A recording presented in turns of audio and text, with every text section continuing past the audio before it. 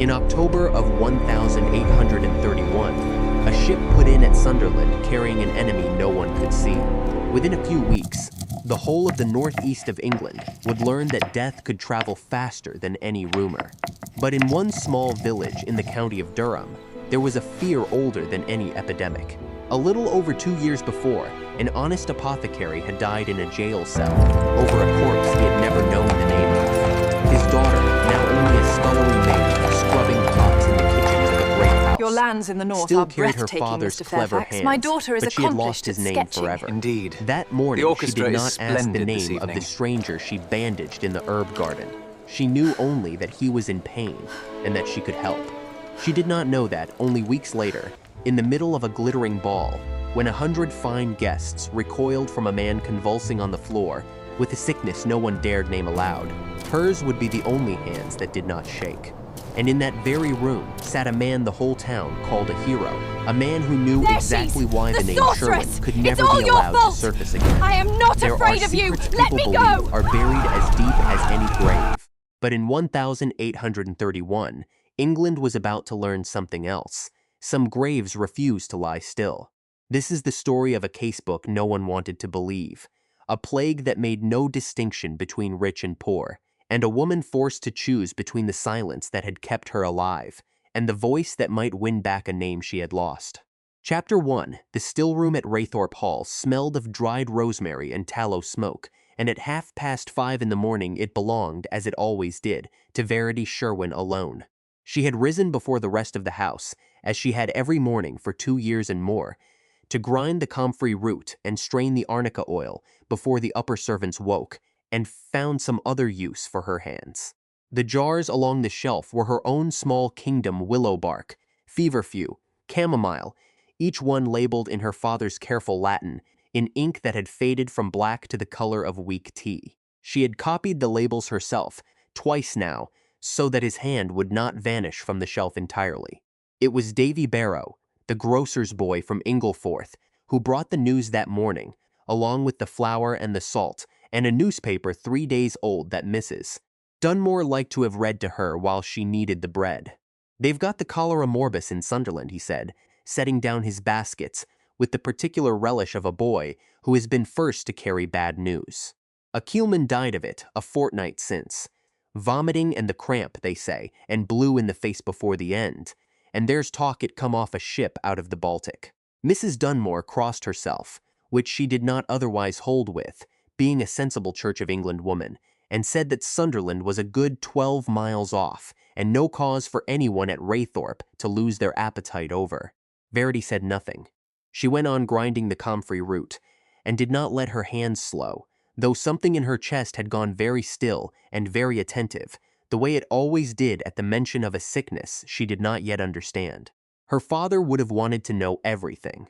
He would have wanted the newspaper himself, would have wanted to know how many days passed between the first cramp and the last breath, whether the flux came before the vomiting or after, whether physic or prayer or plain rest did any good at all. Dr. Elias Sherwin had gone to his own grave, believing that an illness was only a puzzle that had not yet been read carefully enough, and that a frightened man could always be made a little less frightened by being told the plain truth of his own body. It was 2 years and 5 months now since they had put him in the ground at Durham, in a corner of the jail yard, reserved for those who died before their trials could clear them of anything. Verity did not think of it every day. She had trained herself, with the same discipline she had once applied to Latin declensions, not to think of it every day. But a whisper of illness always found the crack in that discipline and slipped through, and she stood now with her pestle stopped in the bowl, and let herself remember, for exactly the length of one breath, the smell of her father's surgery on a winter morning, and the sound of his voice telling a frightened patient that fear killed a great deal faster than most fevers did. Then she took up the pestle again, because there was arnica oil to strain before 7, and a scullery maid at Raythorpe Hall who forgot her place for longer than a breath did not keep it. She had scarcely turned back to her mortar when there came a soft knock at the still-room door, not the housekeeper's brisk knuckle, but the quick, apologetic tap of someone who did not wish to be overheard knocking at all. It was Peggy, cradling her right hand against her apron, her face pinched with the particular misery of pain endured in silence for an hour already, rather than admitted to at once. "I scalded it on the copper," she whispered, taking down the wash water. "Don't tell Mrs. Otterburn. Verity she'll say I was careless, and I was, only my mind was elsewhere." Verity took the hand without a word of reproach, turned it gently to the light, and saw at once that it was no more than a first-degree scald, angry and blistering at the heel of the palm, but nothing that would leave a lasting mark if it were treated properly and soon. She reached for the honey jar she kept behind the feverfew, her father's own remedy, and a better one, in her long experience, than the raw butter most of the household still swore by, and spread it thick over a strip of clean linen. "Keep it dry and covered 3 days," she said, binding it neat, "and if it blisters worse than this, come to me again before you let it fester." And Peggy, she looked up, not unkindly, but with the flat certainty of long habit. It is not carelessness to be scalded doing another woman's work at 5 in the morning. Tell Mrs. Otterburn the truth of it if she asks. A burn hidden out of shame heals no faster than one owned honestly, and festers rather more often. It was, she realized only as she said it, very nearly her father's own words, in her father's own cadence, and she was glad that no one in the still room that morning knew her well enough to notice. Peggy went off reassured, and this was, though neither of them remarked upon it, the reason that Verity Sherwin undermaid, kitchen drudge, a girl with raw hands and a low place at table, was quietly, unofficially, and entirely without wages for it, the person half of Raythorpe's servants' hall came to, before they came to anyone else in the world. Mrs. Otterburn, the housekeeper, was not an unkind woman, though she was a careful one, and carefulness in a household like Raythorpe often looked very like coldness until a person had earned the right to see the difference between them. She had taken Verity into service 2 years before on the strength of a single letter from her own cousin, who kept house in the village and had known the Sherwins before the trouble, and she had never once asked Verity to explain herself further than that letter did. "You'll have heard the news from Sunderland, Mrs.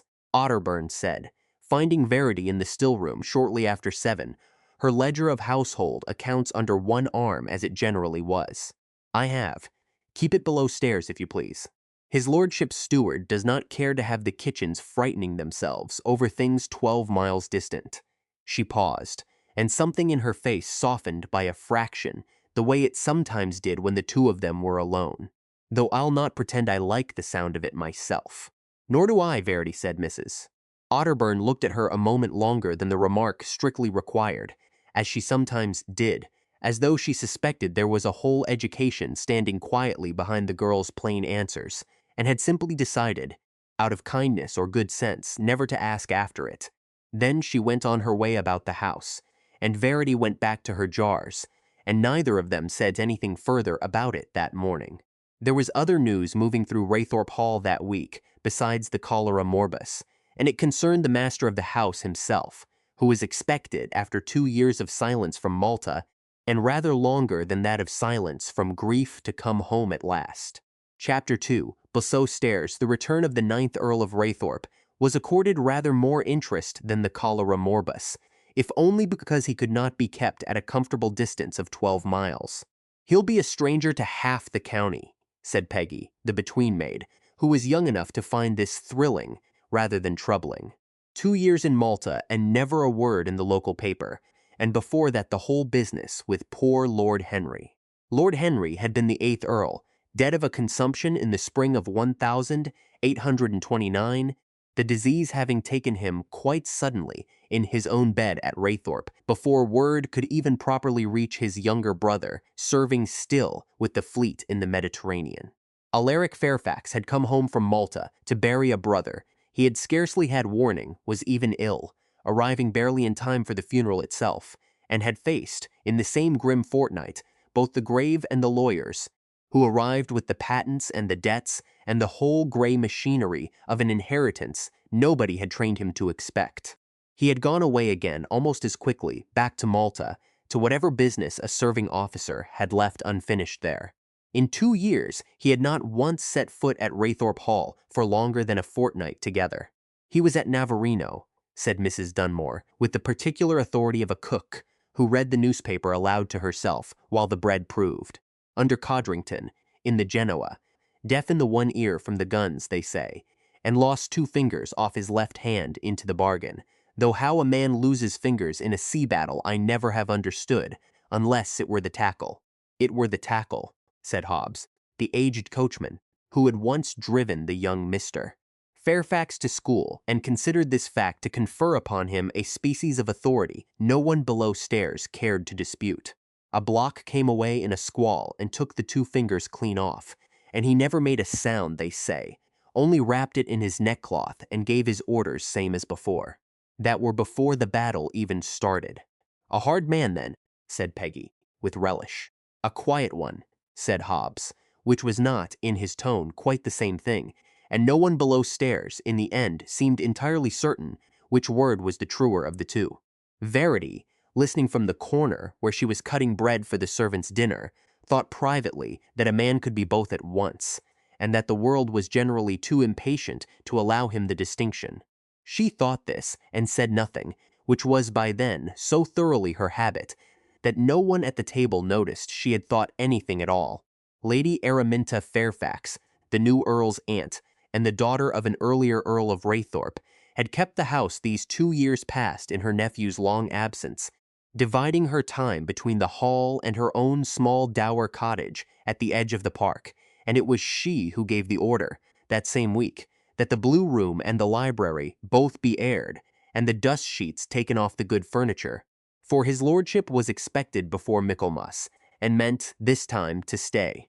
Lady Araminta was a spare, upright woman of 58, who had buried a husband, 2 brothers, and she was fond of remarking, though never in a tone that invited sympathy the greater part of her patience, and who ran what remained of her nephew's household, with the brisk, unsentimental competence of a woman who had long ago decided that grief, once properly acknowledged, was better set aside in favor of getting on with the day's business. She had not seen Alaric in the flesh above 4 times since Navarino, and told anyone who asked that she expected to find him much changed, and did not propose to remark upon it when she did. Below stairs, this was generally agreed to be exactly the sort of thing Lady Araminta would say. For 3 days the maids beat carpets in the September sun, and polished silver gone dull with disuse, and Mrs. Otterburn walked the corridors with her ledger, totting up candles and coal as though an army rather than one deafened, difficult earl were expected to descend upon them. Verity, moving through it all with her usual quiet economy, thought privately that a house could hold its breath very much as a person could, and that Raythorpe Hall, dust sheets or no dust sheets, had plainly been holding its breath for 2 years together. Verity did not know that week to wonder what a lonely, half-deafened, ill-tempered earl, newly come home from the sea, might have to do with her own small, careful life in the still-room. She had learned, in 2 years and more of scrubbing and grinding and keeping her own counsel, that the doings of the family upstairs moved past a servant, the way weather moved past a stone visible, sometimes violent, but not, in the ordinary run of things, a thing that reached down and touched you directly. She would have laughed, had anyone suggested otherwise. She did not laugh often, but she would have laughed at that. Chapter 3 he came upon her 3 mornings later, in the way that trouble generally came upon Verity Sherwin, without any warning at all, and considerably before breakfast. She had gone out at 4:30, as she always did, to cut the thyme and rosemary while the dew was still on them, in the 1/2 hour of the day that belonged entirely to herself. The kitchen garden at Raythorpe was walled on 3 sides, and open on the 4th to the home paddock, and it was from the paddock that she heard the horse blown hard by the sound of it, and stamping, and then, beneath the horse's noise, the low, controlled sound of a man swearing through his teeth. She rose and went to the wall. A big bay, lathered dark at the neck, stood with its reins looped over the paddock rail, and beside it a man stood gripping that same rail with his right hand, his left arm held stiff and close against his body, blood soaking dark through the sleeve of a plain, mud-spattered riding coat. He wore no crest and no livery attended him, and the coat had seen 100 miles of bad road if it had seen one. "You've come off your horse," Verity said. It was not a question. He turned his head sharply, too sharply, she thought, for a man in that much pain to manage without cost, and she saw a face weathered brown by sun and sea, a jaw set hard against whatever he was feeling, and eyes of a pale, wintry gray that studied her with the particular wariness of a man who has learned the hard way to expect very little kindness from strangers.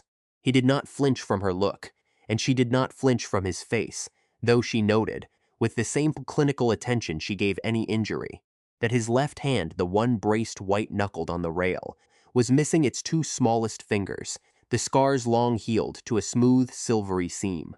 "A branch took me off," he said.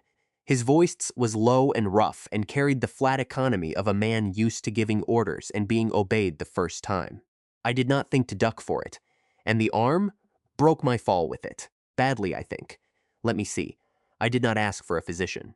"I did not say I was one," Verity said, already coming through the gate, already reaching for the buckle of his sleeve, with the particular briskness that made most men, in her experience, forget to argue. "Sit on the mounting block before you fall over it, and give me the arm." He looked at her for one long moment, the look, she would think later, of a man entirely unaccustomed to being ordered about, and unable quite to decide whether he resented it, and then, because the pain had plainly outrun whatever pride he had left to spend on the argument, he sat. The wound was ugly, but not, she judged within a minute's careful handling, so very deep as the blood made it look a long tear along the forearm where a branch or a nail had caught him, needing cleaning and binding rather than a surgeon's needle, though it would ache for a fortnight and scar for a good while longer. She fetched water from the pump and linen from the little store she kept, without ceremony and without asking his leave a second time, and bound the arm firm while he watched her hands with an intensity she found, for reasons she did not examine too closely, faintly unsettling. "You've done this before," he said. "My father did it a great many times. I did it beside him, until I could do it as well as he could, and then rather better, though he never once admitted as much aloud." "Where is he now?" "Dead," Verity said, in the flat, even voice she kept for that particular word, the voice that asked no one for their pity. "These 2 years and more." Something in the stranger's face changed, not softened, quite but stilled, the way a man's face stills when a subject has come nearer to him than he expected. "I am sorry for it," he said, and there was nothing in the words but plain fact. No performance of sympathy got up for her benefit, which was, she thought, the first wholly honest thing anyone outside the servants' hall had said to her in a very long time. "Sit still," she told him, tying off the linen. "You'll want that arm kept dry a week at least, and if the wound reddens or runs, you're to have some send for a surgeon properly, and not ride another 100 miles, pretending it will mend itself through force of will." "Is that your professional opinion?" "It is my father's opinion. I am only repeating it, because he is no longer here to give it himself, and somebody ought to." For a moment the hard line of the stranger's mouth moved not quite a smile, she thought, though it had plainly been a very long time since that particular muscle had been asked to do anything else, and it seemed to have half forgotten how. His eye fell then on the small basket at her hip, half filled with the thyme and rosemary she had been cutting when his horse first disturbed her. "And what use has a scullery maid for an armful of physic garden at 5 in the morning? Time for the coughs that always come with the first cold nights," she said, "and rosemary, because Mrs. Dunmore likes it in the mutton, and because my father always held it, sharpened the memory, though I have never yet found proof of that in any book worth trusting. And feverfew, which I did not cut this morning, but which I would recommend to any man fool enough to ride 100 miles on an empty stomach and an untreated wound, for the headache that is certainly waiting for him by noon." "You diagnose a headache I have not yet had. I diagnose a headache you will have by noon, unless you eat something within the hour, and drink rather less than you are plainly in the habit of drinking after a hard ride." She rose, brushing down her apron. "You may thank me for it then, if you remember to."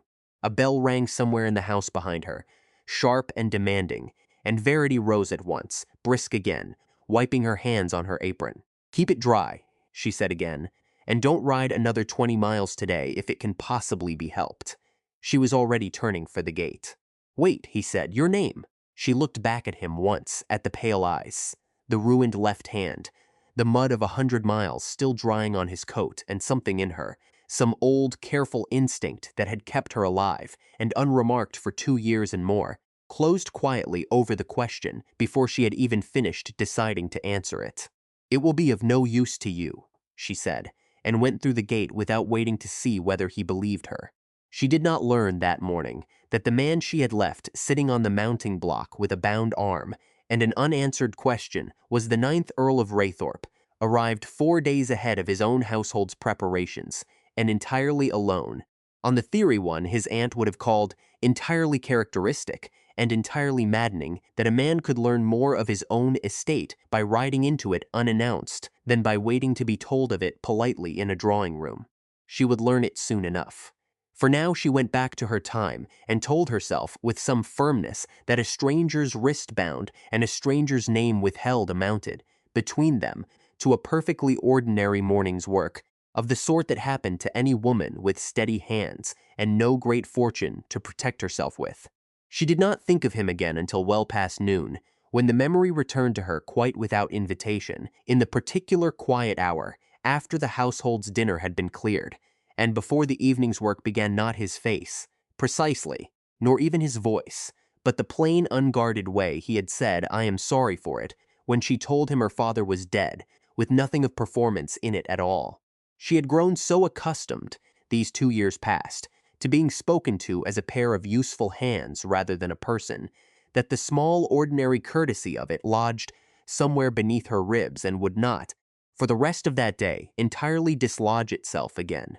Chapter 4. She told no one of the man in the paddock. This was not by then a decision so much as a reflex, the same reflex that had carried her whole and unremarked through 2 years of service, the reflex that said, "The less anyone below stairs knows of you, the less any one of them can use against you." She had learned that lesson at 1 and 20, in the space of a single dreadful fortnight, and had never since found cause to unlearn it. That evening, in the narrow attic room she shared with Peggy and one of the laundry maids, she took out, as she did perhaps once a fortnight, the single object she had carried with her out of her father's house, besides 2 shillings and 6pence, and the clothes on her back, a small calf-bound case-book, the leather gone soft and dark with handling, in which Elias Sherwin had recorded, in his own square, careful hand, every patient he had treated for 20 years in the parish of Ingleforth. She had not sold it, though the bookseller in Durham would have given her a fair price for the binding alone, because it was the only place left in the whole of England where her father's voice still spoke in the first person. Mrs. Yarrow, delivered of a daughter, no complications. William Dent, compound fracture of the tibia, set and splinted, healing well by the 4th week. Page after page of other people's suffering, set down in a hand so plain and so steady that it was possible, reading it, to believe for a moment that the man who had written it was only in the next room, and not 2 years in the ground. She had begun this past year to add entries of her own beneath his, in a hand she deliberately kept plainer and smaller than his own, so that no one turning the pages too quickly would mistake the two for a single author. Peggy Marsh, scald to the right hand, honey and linen, healed clean within the week. Old Betts the gardener, rheumatic pain in the left knee. Comfrey poultice, some relief. It was not, she told herself, the same thing as practicing physic. It was only remembering, in her own hand, what had been done and what had answered, so that the knowledge would not die with her the way it had so very nearly died with him. She did not let herself wonder, that September, what any magistrate in England would call it, if he ever chanced to see those pages. Near the back of the book, in a hand rather less steady than the rest, was the entry she never read past the first line, though she had read that first line 100 times, the way a tongue returns again and again to a broken tooth. February 1829, a body delivered to the surgery before dawn, said by the men who brought it to have died of natural causes in the parish of. She closed the book there, as she always did, and held it a moment against her chest, and did not, this time, let herself go further.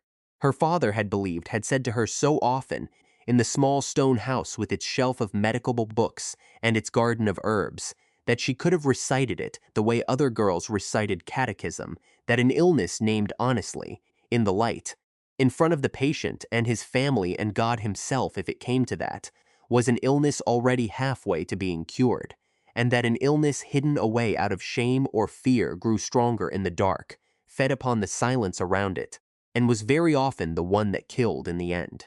"Tell it plainly, Verity," he used to say, setting a splint, or lancing a boil, or breaking to some frightened mother the news that her child would not see the spring. "Whatever else you do for a patient, tell them the truth of their own body. A frightened man dies of his fright a good deal faster than he dies of his fever." He had believed it of illness. He had never had occasion in his lifetime to test whether it held equally true of a name. Verity had her own philosophy now, quietly assembled over 2 years of her own, and it ran rather differently, that some truths, spoken aloud in the wrong room at the wrong hour, could do a great deal more damage than the silence that kept them buried. She had built her whole survival on that second philosophy, brick by careful brick, and she did not examine that September whether the two philosophies, her father's and her own, could really be made to sit together in the same skull, without one of them, sooner or later, giving way.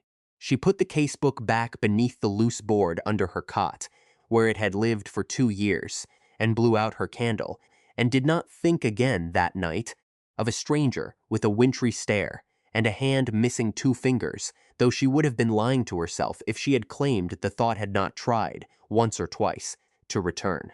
Chapter 5. 2 months passed, and Verity did not see the stranger from the paddock again. This was not in itself remarkable.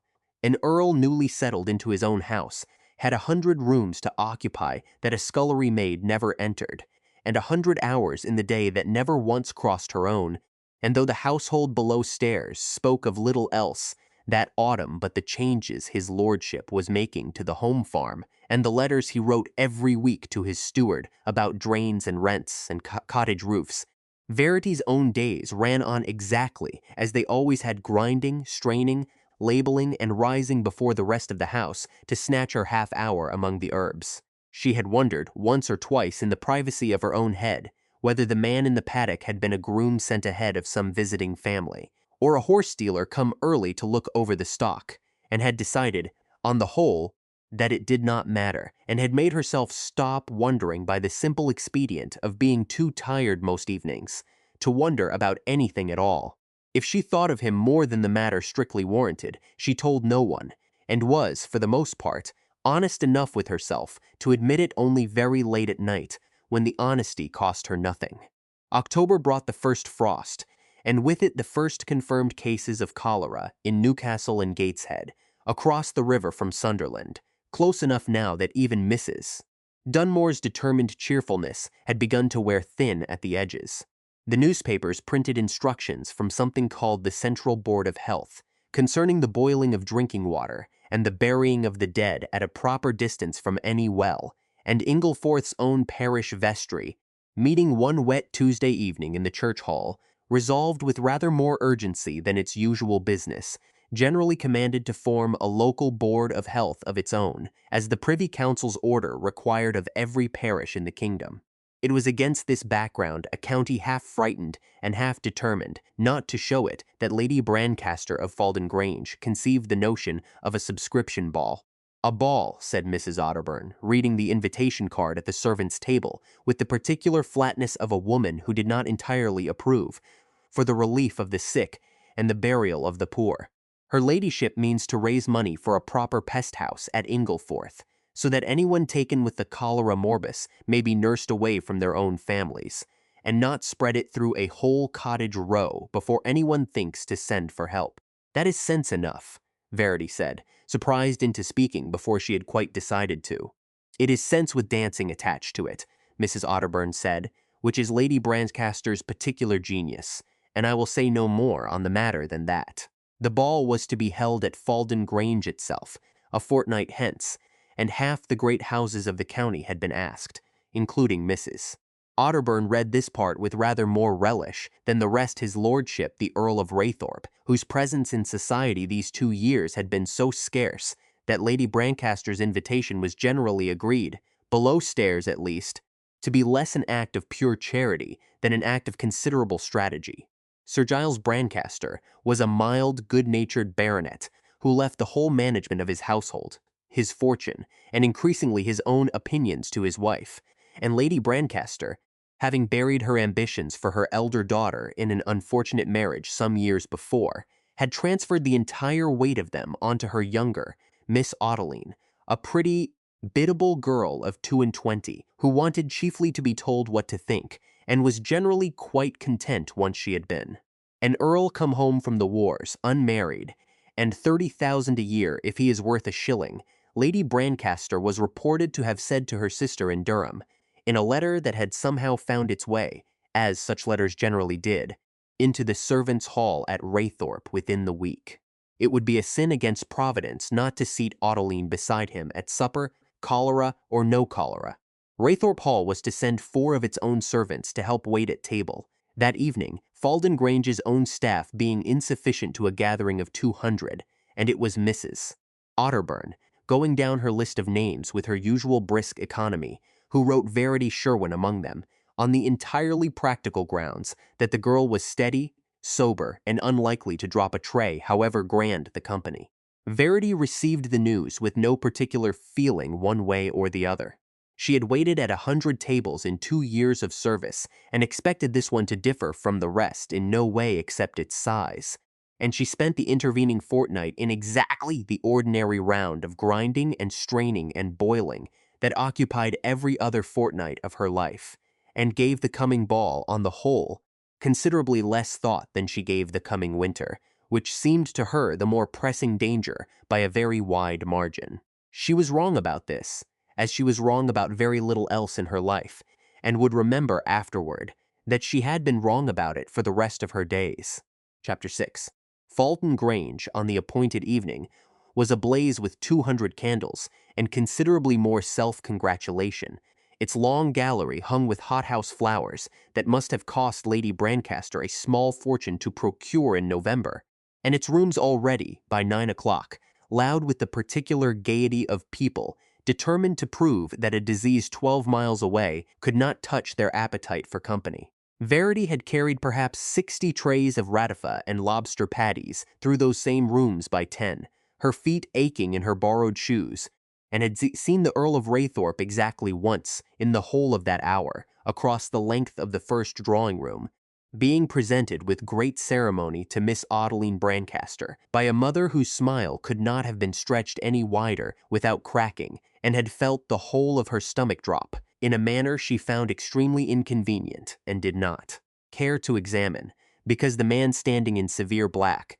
his dark hair swept back, a long-heeled scar of white along one cheekbone catching the candlelight, was beyond any possibility of mistake the stranger from the paddock, arm-mended, mud-gone and utterly, unmistakably himself.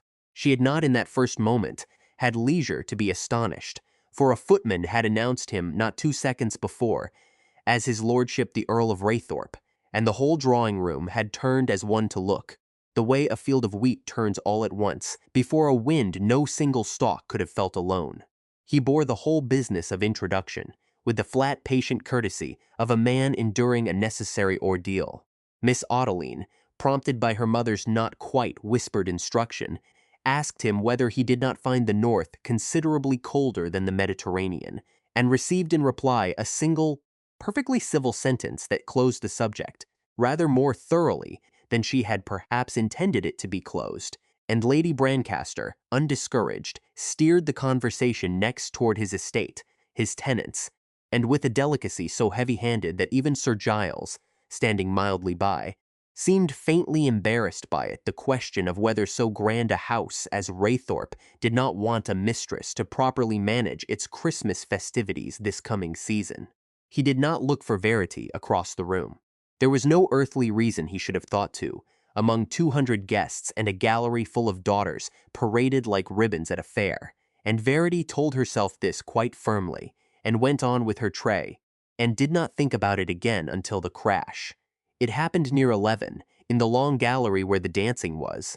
A girl of perhaps 16, one of the Falden Grange housemaids, pressed into service for the evening, as Verity herself had been going down all at once beside the refreshment table, with a small terrible cry, her tray of glasses shattering around her on the polished floor.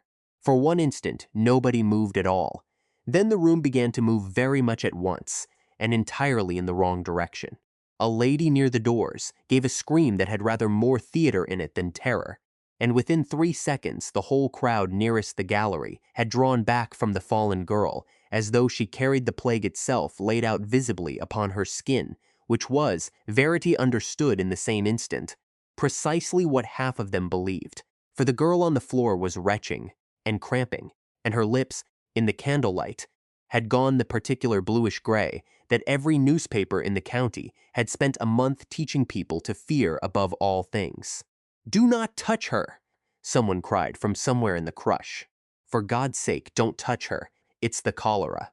The 2 physicians present that evening, invited, no doubt, at some expense, to lend the whole occasion an air of medical reassurance, stood rooted at a very safe distance, exchanging low, urgent remarks with one another that accomplished nothing whatsoever for the girl on the floor.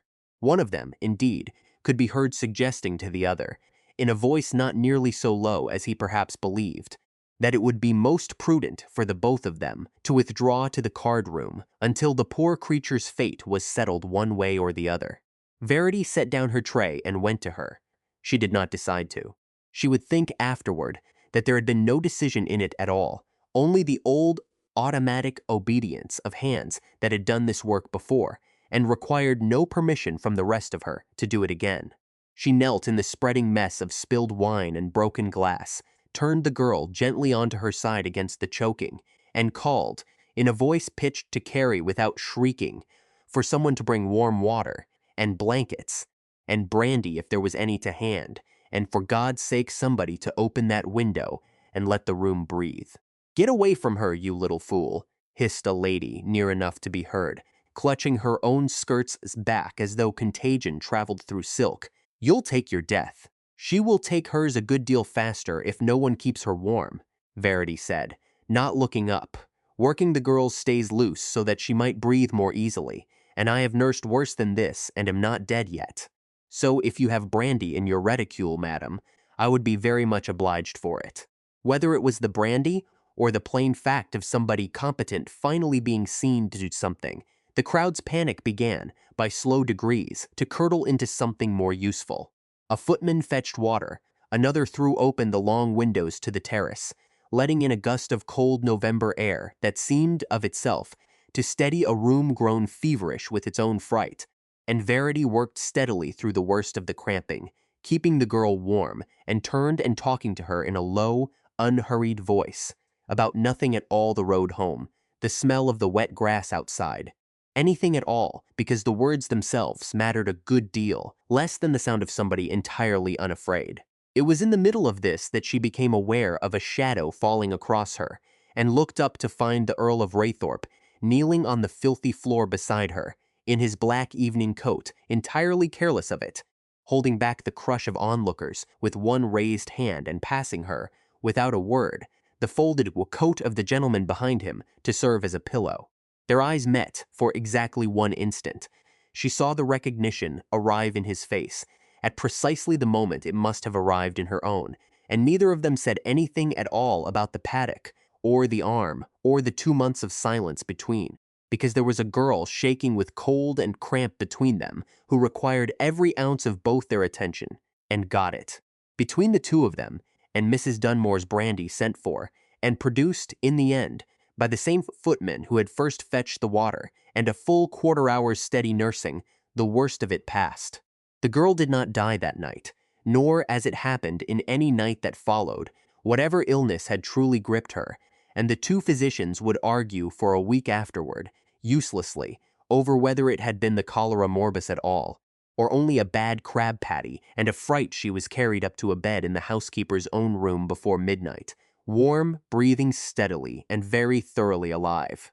The ballroom by then had gone almost entirely silent, 200 of the finest people in the county standing in a loose, awkward circle around the space where panic had briefly overtaken good breeding, and finding themselves now uncertain what to do with the feeling that had replaced it. It was into this silence that the Earl of Raythorpe rose to his feet, held out a hand still marked with the girl's spilled wine, and helped Verity up from the floor beside him. Not, she understood at once. as a gentleman assisting any nameless servant, but with the deliberate, unhurried formality of a man performing an introduction he intended the whole room to witness. "You will forgive me," he said, in a voice that carried, quite easily, to the furthest corner of the gallery, "if I do not yet know your name. I believe we have met before, though rather more informally." "Verity Sherwin, my lord," she said, because there was by then no possible use left in withholding it. "Miss Sherwin." He said it as though testing its weight, and finding it entirely to his satisfaction. Then, before 200 witnesses who had come that evening, expecting nothing more dramatic than Lady Brancaster's supper arrangements, he bowed a full, correct bow, the kind a gentleman offers a lady he means to be seen offering it to, and said, "Will you do me the honor of the next dance?"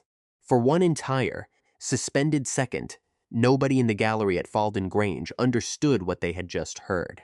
Then somebody near the back began, uncertainly, to titter, and the sound might have caught and spread, as such sounds generally did, among people frightened of appearing foolish alone, except that Verity, still on her knees amid the spilled wine and the wreck of glass, looked up at the Earl of Raythorpe, and understood, with the same cold clarity she had once used to read a stranger's pain across a paddock fence, that there was no mockery whatsoever in his face. There was only the plain, unadorned fact of a man asking a question and waiting entirely seriously for an answer. "Then you shall have it," she said, coming to her feet without any particular hurry, and making no attempt whatever to hide the state of her raw and reddened hands as she did. "Though I ought to warn your lordship that I have not danced above twice in my whole life, and you may very shortly come to regret having asked." He led her to the center of the gallery. The crowd of guests parted before them in a silence considerably heavier than any ordinary courtesy would have produced, and the musicians, who had stopped playing somewhere in the confusion and had not yet found the nerve to begin, again took up a waltz at a signal from their leader that arrived rather sooner than dignity strictly permitted. He did not dance easily. She felt it in the first turn, a stiffness through his right side that no amount of navel bearing could entirely disguise, and understood, without being told, that whatever the sea had done to his hearing and his hand, it had left its mark lower down as well. She adjusted her own step without comment, the way she had once adjusted a splint to a limb that could not quite bear its own weight, and found, within 4 measures, that they moved together rather better than either of them, alone, moved at all. "You knew who I was, in that garden," he said low, for her ears only. "I did not," she answered honestly. "I thought you a groom with a bad arm and worse judgment about how far a man ought to ride it. I would have said the same to a king." "I am aware," he said, and something in the ruined economy of his mouth moved very nearly into a smile. "That is precisely the difficulty. In 2 years I have met a great many people who spoke to me as though I were a title, or a fortune, or a curiosity, to be examined for its scars. You are the first, in all that time, who spoke to me as though I were simply a man who happened to be in pain." The waltz ended, as waltzes always did, a good deal sooner than either of them would have chosen. He held her hand a half-second longer than the dance required, and neither of them, in that half-second, was quite willing to be the one who let go first. A ragged, uncertain sound broke the silence then, a lady's gloved hands, somewhere near the card-room door, coming together twice, and stopping, and coming together again as though their owner could not quite decide whether propriety permitted it, and within the space of a breath, the whole gallery had taken up the same uncertain rhythm, until the sound gathered itself, by slow degrees, into something that could fairly be called applause. It was not the applause of a crowd enjoying a scandal, which was what half of them had come that evening, prepared to give. It was something they seemed, on the whole, considerably less practiced at offering, and considerably more moved by giving. Lady Brancaster did not join it.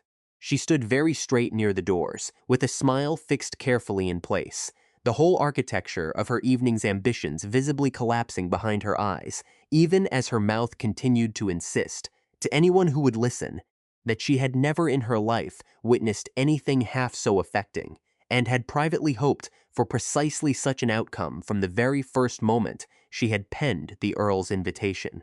Near the card-room, a stout, silver-haired gentleman of considerable local reputation, who had been introduced to Verity not an hour before as Dr. Grimshaw, whom we must all thank for the Board of Health's excellent work, stood entirely still, his color gone the flat, unhealthy white of a man who has just heard, quite unexpectedly, a name he had believed safely buried. He said nothing. He smiled, in fact, and offered his compliments to the Earl on his gallantry, as smoothly as any man in the room. But Verity, glancing once toward the card room as she was led back to the refreshment table on Lady Araminta's arm, caught the tail end of that white, arrested look before Dr.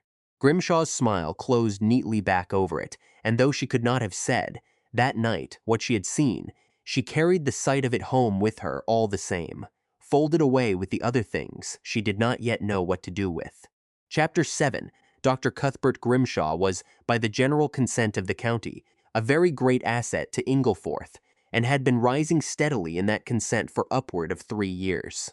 He was the parish's leading apothecary surgeon, and had been the only one of any real standing since the trouble with Sherwin, a fact he was careful never to mention aloud, and equally careful never quite to let anyone forget.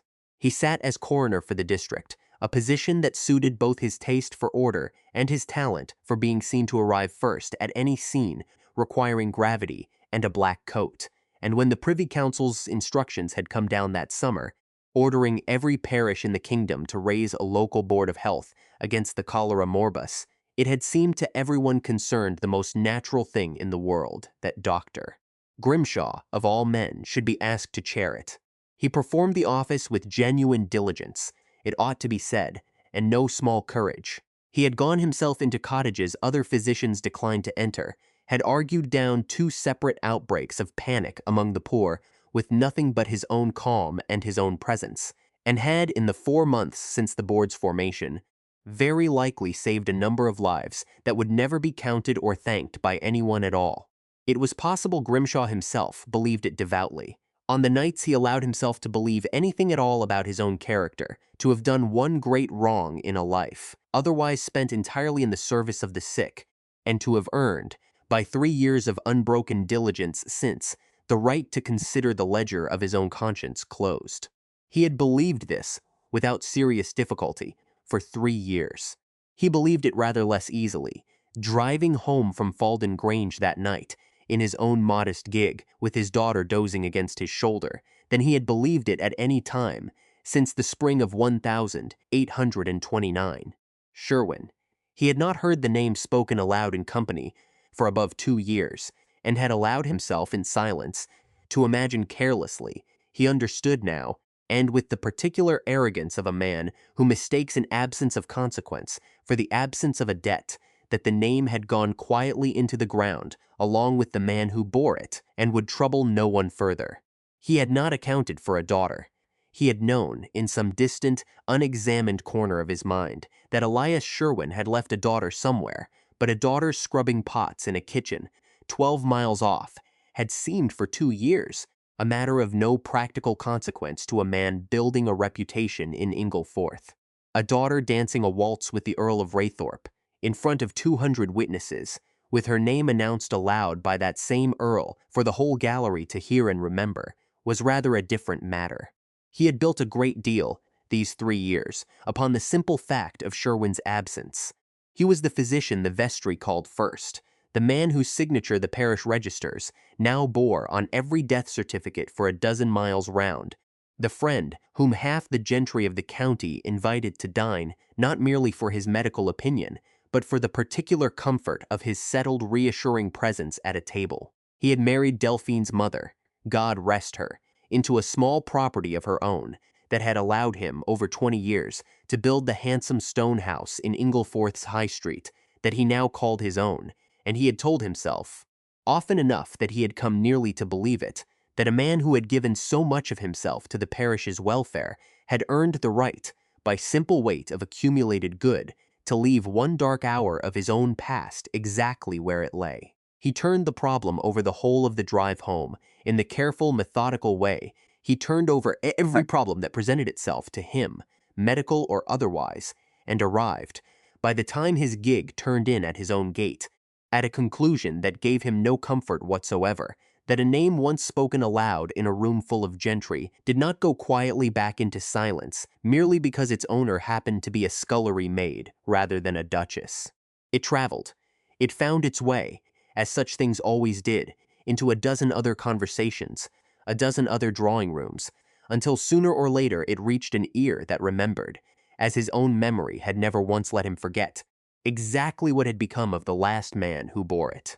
He reached his own house in Ingleforth a little before 1 in the morning, saw Delphine safely up to her bed, with a tenderness that was, whatever else might be said of him, entirely genuine, and sat for some while afterward alone in his study, with a single candle burned down near to nothing, before he rose at last, unlocked the lowest drawer of his desk, with a key he wore always on his own watch chain, and drew out a letter he had not looked at in over 2 years.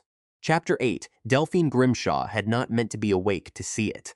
She was not, by nature, a girl who crept about houses in the small hours. She was 20 years old, generally cheerful, moderately accomplished at the pianoforte, and had spent the better part of that autumn in the pleasant, ordinary business of being quietly courted by Mr. Barnaby Pell, the parish's new, curate, a courtship her father regarded with visible satisfaction, since a respectable clergyman was in doctor. Grimshaw's calculation, exactly the sort of connection a rising man's daughter ought to make, and a considerable improvement, he had once remarked to her privately, on the sort of alliances a family in their position might have been obliged to settle for a generation earlier. She had come down only because she could not sleep.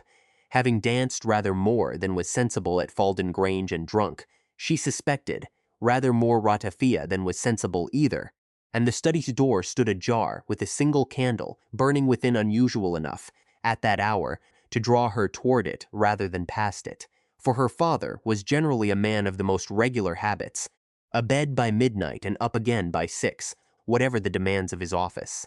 She saw her father's back first, bent over the desk, and then the small orange bloom of flame as he held a folded letter to the candle and watched it catch. He was not, in the ordinary way of things, a careless man with paper. Delphine had grown up watching him file every receipt, every prescription, every letter of business into its proper drawer, with the meticulous, unhurried thoroughness that had built, over 20 years, the whole comfortable edifice of their lives in Ingleforth. She had never once in 20 years seen him burn anything. Papa? He turned so quickly that the last corner of the letter, not yet consumed, fell from his fingers and lay curling on the desk before the flame reached it entirely. And for one unguarded instant, an instant Delphine would turn over in her memory a great many times in the months that followed, without yet understanding what she was looking at. Her father's face wore an expression she'd never seen on it before in her life. It grows late, even for a girl who has danced as much as you have tonight. Is something the matter? Nothing in the world, said Dr. Grimshaw, gathering the last curling scrap of paper and feeding it, quite deliberately now, into the candle flame before she could see what remained of the writing upon it. Only an old account I ought to have cleared years ago, and a foolish superstition about not liking to have it sit about the house any longer than it must. Go to bed, my dear. You will want your rest. The Earl of Raythorpe means to make a habit of scandal by the look of tonight, and all Ingleforth will talk of nothing else for a month, and you will want your wits about you to enjoy every word of it. He smiled at her as he said it, and it was, Delphine thought, going back up to her own room, with a candle that shook rather more than the draught alone could account for, a perfectly convincing smile. She only wished she could account, quite as easily, for the look that had come before it. She lay awake a long while that night, turning the small, strange scene over in her mind, and told herself, in the end, that a man of business burned old accounts from time to time, for reasons that had nothing whatever to do with fear bad debts written off, patients who had died still owing him, the ordinary untidy business of a country practice, and that she had very likely imagined the whole of the alarm in his face, having drunk, as she had already admitted to herself, rather more ratafia than was strictly wise. It was a comfortable enough conclusion to fall asleep upon, and she believed it, more or less, for the better part of the following month. Chapter 9. It took Dr. Grimshaw the better part of a fortnight to decide what must be done, and rather less than an hour, once he had decided it, to see the beginning of it accomplished. He called at Raythorpe Hall on a Tuesday early in December, ostensibly upon Board of Health business, a matter of confirming the estate's arrangements for isolating any cholera cases among the tenantry, which was, in fairness, real business and not merely pretext, for Grimshaw did nothing by halves, even the things he did for reasons he preferred not to examine too closely. He was received by Mrs. Otterburn in the housekeeper's own room, over tea, poured with the particular formality both women understood the visit deserved. "Your arrangements do you great credit," he said, when the business of quarantine cottages and boiled water had been properly concluded. "I confess I had rather feared, coming here, that I should find the usual muddle one meets in these great houses, good intentions, and no notion whatever of the physic behind them." "We have been fortunate," Mrs. Otterburn said, "in having a girl below stairs with some little knowledge of nursing. She keeps the still room, and has a steady hand with the sick. I saw it myself at Falden Grange, though I dare say you saw it a good deal more closely than I did, Doctor." "Ah!" Grimshaw set down his cup with great care. "Miss Sherwin, I collect you mean." "The same. A remarkable young woman, by all report. I understand her father was in the profession himself, some years back." "So I am told," said Mrs. Otterburn, who had never asked, and did not intend to begin now, in front of a man whose good opinion the household plainly wished to keep, "though I know very little of the particulars, and have never had cause to inquire further than her character required." "Very wise," said Grimshaw, and smiled, and let the subject drop with every appearance of a man moving on to pleasanter things. He spoke a while longer of the general progress of the epidemic, of the difficulty of persuading the poor to boil their water when fuel itself was dear, of a case in Newcastle he had read of that week, in which whole families had perished within a single house before any physician thought to intervene, and Mrs. Otterburn, listening, found herself thinking rather better of him by the end of the visit than she had at its beginning, for he spoke throughout with the plain, unshowy authority of a man who had genuinely given his life to the business of saving people, and asked for no credit whatever in the telling of it. It was only as he rose to leave, gathering his gloves, that he returned to the subject at all, and did so with such perfect mildness that Mrs. Otterburn did not, in the moment, feel the ground shift beneath the conversation until he was already halfway out the door. "You will forgive an old man's caution, Mrs. Otterburn," he said, "but I would have a word of warning for you, purely as chairman of the board, and no other capacity whatever. The laws is very particular, since the Act of 1815, about who may lawfully dispense physic, and nurse the sick for any manner of consideration, even the consideration of a place kept, or a character given, rather than a fee taken outright. It is a law meant to protect the ignorant from quackery, and I have no doubt in the world that your Miss Sherwin does nothing but good with her skill. But skill and license are not, in the eyes of the law, quite the same article, and a great house that harbors an unlicensed practitioner, however well-meaning, stands in a position of some exposure, should any question ever arise as to a patient poorly treated, or a death poorly explained, in a season when every death in this county is likely to be looked at rather more closely than usual." He said it all with perfect mildness, as a friend might offer an umbrella against a rain not yet fallen, and drove away well satisfied, leaving behind him a housekeeper who stood a long while at her own window, watching his gig recede down the drive, turning the words over for the better part of that evening, and liked them rather less each time she turned them. She told no one at first what he had said, but she wrote, within the week, a careful letter of her own to a cousin in Durham, who had once clerked for an attorney, and might, she thought, be relied upon to tell her plainly whether Dr. Grimshaw's caution had any real substance to it, or was only, as some quiet part of her already suspected without quite knowing why, a good deal more interested than it first appeared. Chapter 10. The cousin in Durham wrote back within 10 days, in a hand a good deal less careful than Mrs. Otterburn's own, but entirely unambiguous in its substance, that the Act of 1815 was, so far as he understood the law himself, exactly as Dr. Grimshaw had described it, and that a household which knowingly permitted an unlicensed person to dispense physic and nurse the sick under its own roof might indeed find itself named, in the event of any coroner's inquiry, as a party to the offense. It was the 10th of December when Mrs. Otterburn sent for Verity. I have had a careful correspondence these 10 days past concerning the Apothecaries Act and what it says of persons who dispense physic without the society's license, Mrs. Otterburn said, and her hands, Verity noticed, were folded rather too tightly together upon her ledger for a woman merely discussing household accounts. I will not pretend to you that I understand every particular of it, but I understand enough to know that this house cannot continue to shelter a nursing practice, however excellent, and I have never once doubted that it is excellent that exposes his lordship, and every soul under this roof, to a charge that could be brought at any seasoned doctor, Grimshaw, or another chose to bring it. I have never once charged a soul for anything I have done, Verity said very quietly. Not a farthing, in 2 years. I have only helped where I was asked to help. I know it.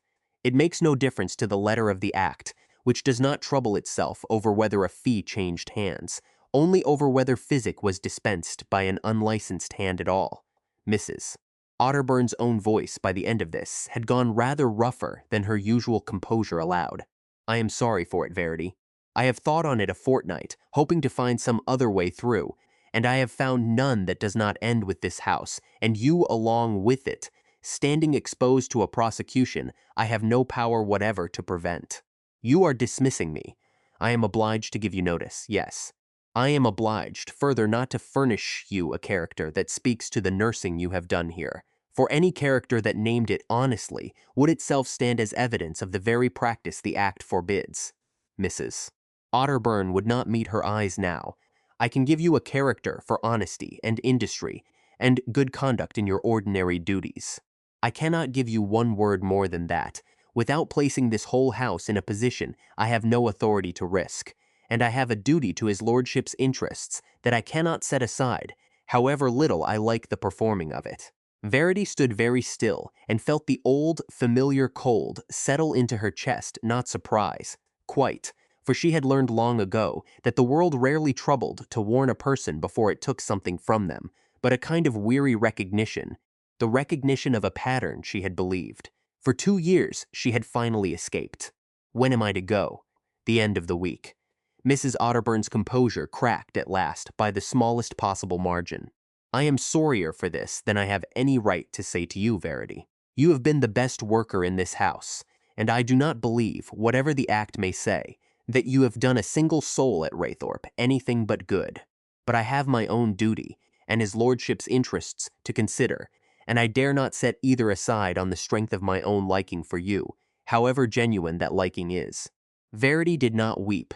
She had by then very little practice left at weeping, and none at all to spare on a woman who was, in her own careful way, telling the truth. She went up to the small attic room she shared with Peggy and the laundry maid, and began, with the same brisk economy she brought to everything, to fold her 3 dresses and her father's casebook into the same battered wicker basket that had carried them both out of one ruined life already, and thought, with a bitterness she did not often permit herself, that it seemed she was to be given the opportunity to learn the lesson twice. Peggy cried a good deal more over the parting than Verity did, and pressed into her hands, at the last, a small paper of dried lavender she had been saving for some occasion she could not now name, saying only that Verity had mended her burned hand once without a word of blame, and she would not see her go out into the cold December morning without something of her own to carry along with the rest. Mrs. Dunmore, for her part, said nothing at all, but wrapped a loaf and a wedge of good cheese into a cloth and pressed it upon her at the servant's door with wet eyes, and Verity, walking down the long drive of Raythorpe Hall, for what she believed, in that hour, to be the last time, did not look back at it, for there seemed to her, on the whole, very little point. Chapter 11. She had gone perhaps half a mile down the Ingleforth road, her basket over her arm, and a bitter December wind working its way through the seams of her cloak, when she heard the wheels behind her, coming on considerably faster than the state of the road could have made comfortable. The carriage drew level before she had properly decided whether to step aside for it, and the door swung open almost before the horses had settled, and the Earl of Raythorpe was down onto the frozen mud without waiting for the step to be let down, bareheaded, his greatcoat unbuttoned, wearing the particular white, contained fury of a man who has spent the last hour composing several different speeches and discarded every one of them as insufficient. "Mrs. Otterburn has told me what was done," he said. "I have been up and down half this parish looking for you, and I find you walking to Ingleforth in this wind, with everything you own on your own arm, and I will tell you plainly, Miss Sherwin, that I am considerably angrier than I have any right to be in front of you, and I do not intend to apologize for it. You have no cause to be angry on my account, my lord. I am not the first servant dismissed, for want of a license she never had leave to hold in the first place. You are the first dismissed for it in my household, and that is cause enough." He gestured toward the open carriage door, and something in his face eased, very slightly, as though he had only just remembered that a man does not generally begin a rescue by shouting at the person he means to rescue. "Will you ride the rest of the way? It is a poor sort of chivalry that leaves a lady to finish 4 miles on foot, while I stand here losing my temper at the weather." She hesitated not from any want of gratitude, but from the plain, practical caution of a woman who understood exactly what the world made, of a servant girl climbing into a gentleman's closed carriage alone, and had no wish to trade one ruin for another. He read the hesitation correctly, and had the grace to look faintly embarrassed by it. "My aunt is inside," he said. "I collected her from the Dower Cottage not 20 minutes since, on the theory that whatever I meant to say to you would carry rather more weight, and considerably less scandal, with a witness of unimpeachable respectability present to hear it." Lady Araminta leaned into the doorway at that, wrapped to the chin in fur, and surveyed Verity with an expression that managed to be both entirely unsentimental and entirely kind at once. "The girl who mended my nephew's arm in a paddock, and has been the whole subject of his conversation ever since," she said. "Get in, child, before you catch your death standing there deciding whether to trust us. I have buried a husband and outlived my own good opinion of most of society, and I promise you I have not troubled myself to come out on a morning like this, merely to watch a scandal invented where none exists." Verity got in. Once the carriage was moving, Alaric wasted no more time on the weather. "Mrs. Otterburn showed me the whole of Dr. Grimshaw's reasoning," he said, "and I have had my own man of business look over the act he used to frighten her. The law is real enough. What I do not believe for one moment is that a point of licensing is the whole of what moved Dr. Grimshaw to raise it, nor why a man who turned the color of a corpse at Falden Grange should suddenly discover such tender concern for the fine print of an Act of Parliament 15 years old. You suspect him of something more. I suspect a great deal, and can presently prove none of it, which is a state of affairs I intend to remedy." He leaned forward, forearms braced on his knees, and the gray eyes that met hers held none of the careful distance he generally kept in company. "In the meantime, I have a use for you that has nothing whatever to do with charity, and everything to do with plain necessity. My tenants have gone without proper nursing since old Mrs. Yale died 5 years back, and the cholera is coming north whether this county is ready for it or not, and I have watched you work twice now with my own eyes, and have never met a steadier hand in my life, on land or at sea. I am asking you to run a relief station for me at Ingleforth, a proper cottage, a proper wage, and the freedom to nurse whomever you judge needs it, on whatever legal footing my man of business can construct to keep both you and this estate clear of Dr. Grimshaw's act, and if no such footing can be constructed, then we shall find you a licensed name willing to put his signature to work you have already done twice as well as he ever could, and pay him handsomely for the loan of it. That is the whole of what I am offering as your employer, Miss Sherwin, and my aunt has heard it in full and raises no objection." Lady Araminta inclined her head, by way of confirming this. "And what is it you are offering as something other than my employer?" Verity asked quietly. The corner of his mouth moved not quite a smile, but the shape one leaves behind. "Considerably less than I would like, and rather more than I have any business offering a woman I have known scarcely 3 months. I will not pretend to sentiments I have not yet earned the right to declare properly. I will tell you only that I do not intend to let 3 months become 3 years without the honestly and without haste, whether what I feel watching you work is worth building a life around, or only the gratitude any man might feel toward a woman who has been kind to him. You lose nothing whichever answer we arrive at. The cottage and the work stand on their own account, regardless of what becomes of the rest. The carriage rolled on through the cold for a moment before Verity answered. I will take the position, she said at last. The cottage, the wage, the work, all of it, and gladly. As for the rest, my lord, I have had a great deal of practice these 3 years in not promising what I cannot yet see clearly, and I do not mean to break the habit today, merely because the asking is pleasant to hear. But I will say this much honestly. Whatever you saw in me at Falden Grange, I have found myself thinking of you rather more often than 3 months' acquaintance strictly accounts for, and I am not entirely sorry for it.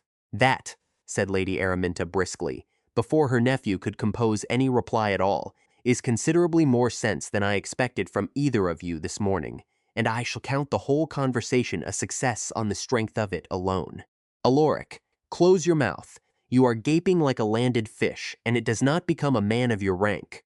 Miss Sherwin, you will sit by me the remainder of the journey, and I shall ask you a great many questions about your character and your accomplishments that are none of my proper business, and you will answer them anyway.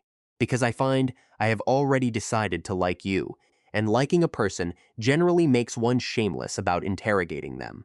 Verity found, rather to her own surprise, that she did not mind the interrogation in the least.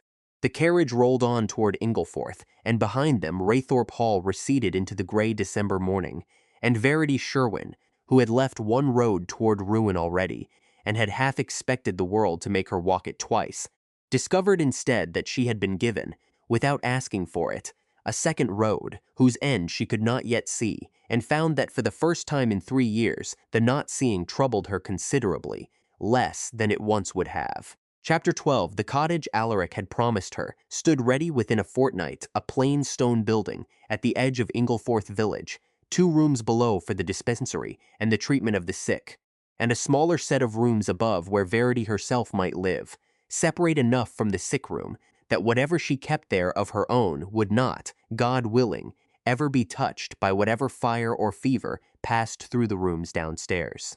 She moved her father's casebook into the small chest beside her own bed the very first night, and felt, setting it there, something she had not expected to feel again so soon after Raythorpe, the beginning of a home.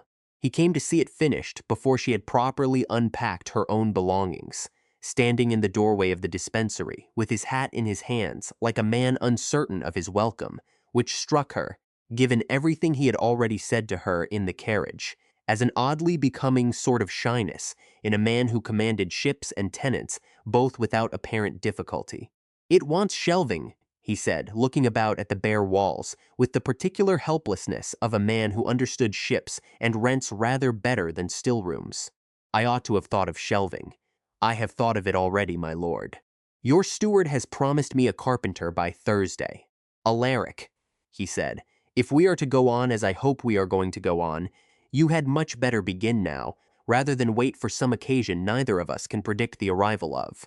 Alaric, then, she said, and found the name sat rather more easily in her mouth than she had expected it to. He came again the following week, and the week after that, always with some perfectly reasonable pretext, a question about the tenant's welfare, a report he wished her opinion on, concerning the Board of Health's latest instructions, once an entirely transparent excuse, involving a crate of medical supplies he had ordered from Newcastle and wished to see safely delivered with his own eyes, and Lady Araminta came with him every time, without exception, sitting in the small parlor above the dispensary with her needlework and her sharp, watchful silence, present enough to satisfy every requirement of propriety and unobtrusive enough, on the whole, to let 2 people become gradually cautiously acquainted with one another, without the particular discomfort of being watched too closely while they did it. They talked in those first weeks of a great many things that had nothing at all to do with courtship, which was, Verity came to understand, rather the point of them. He told her of Navarino, haltingly at first, and then, as the weeks went on, with less of the careful economy he generally kept over the subject, the noise of it, which he said he still heard sometimes in the particular silence just before sleep, the 2 fingers he had lost to a parting block before the battle had properly begun, and the strange indignity of having noticed the pain rather less, in the moment, than the inconvenience of managing his own reins one-handed for the rest of the engagement. The 4 months in a naval hospital at Malta afterward, learning to hear the world again through one ear only, and the further year of station duty in the Mediterranean that had followed, cut short at last by the news, arrived weeks late and entirely without warning, that his brother lay dying of a consumption. None of them had known was serious until it was very nearly over. He told her, too, of the 2 years since that death that he had spent, restless and unsettled, dividing his time between Raythorpe's neglected accounts, and whatever excuse his own uncertain grief could invent for remaining at Malta a little longer, that he described, more than once, as the loneliest years of his whole life.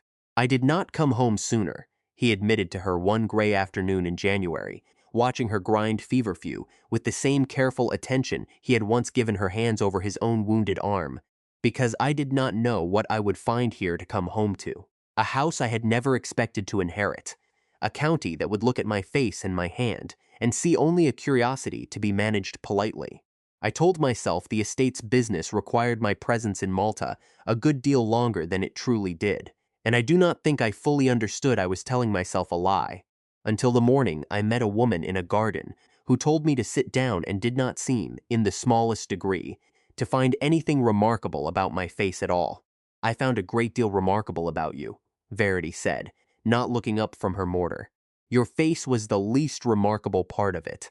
He laughed at that, a short, rusty sound, as though the muscles required, for it had grown unaccustomed to the exercise, which she suspected, from everything she had learned of him since, was very nearly the literal truth.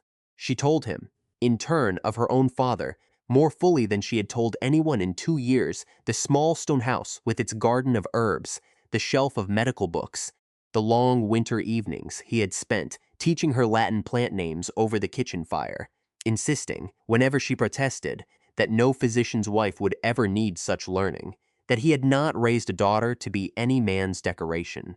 She told him of the fever that had taken her father from his own patients, and the debts she had never known of, and the 2 shillings and 6pence and the wicker basket that had been the whole of her inheritance, and she told him, one bitter evening near the end of January, with rather more difficulty than any of the rest of it, of the entry in her father's casebook she had never let herself read past its first line, and of the small, persistent, wordless dread she carried that whatever had truly happened in February of 1829 was a good deal darker than a simple misunderstanding.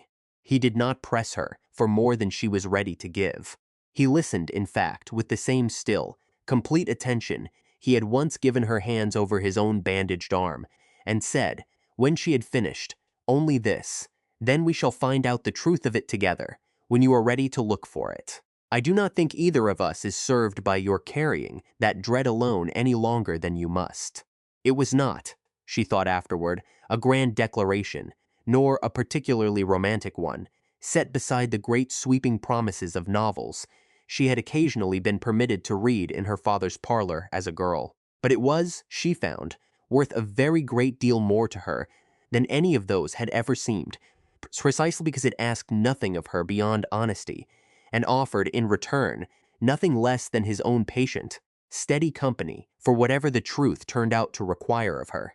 By the middle of February, the whole parish of Ingleforth had grown thoroughly accustomed to the sight of the Earl of Raythorpe's carriage, standing outside the relief station 3 afternoons out of any given week, and had settled, on the whole, into a comfortable and entirely accurate understanding of what it meant, long before either Verity or Alaric had said a single word of it aloud to anyone beyond Lady Araminta's own satisfied silence.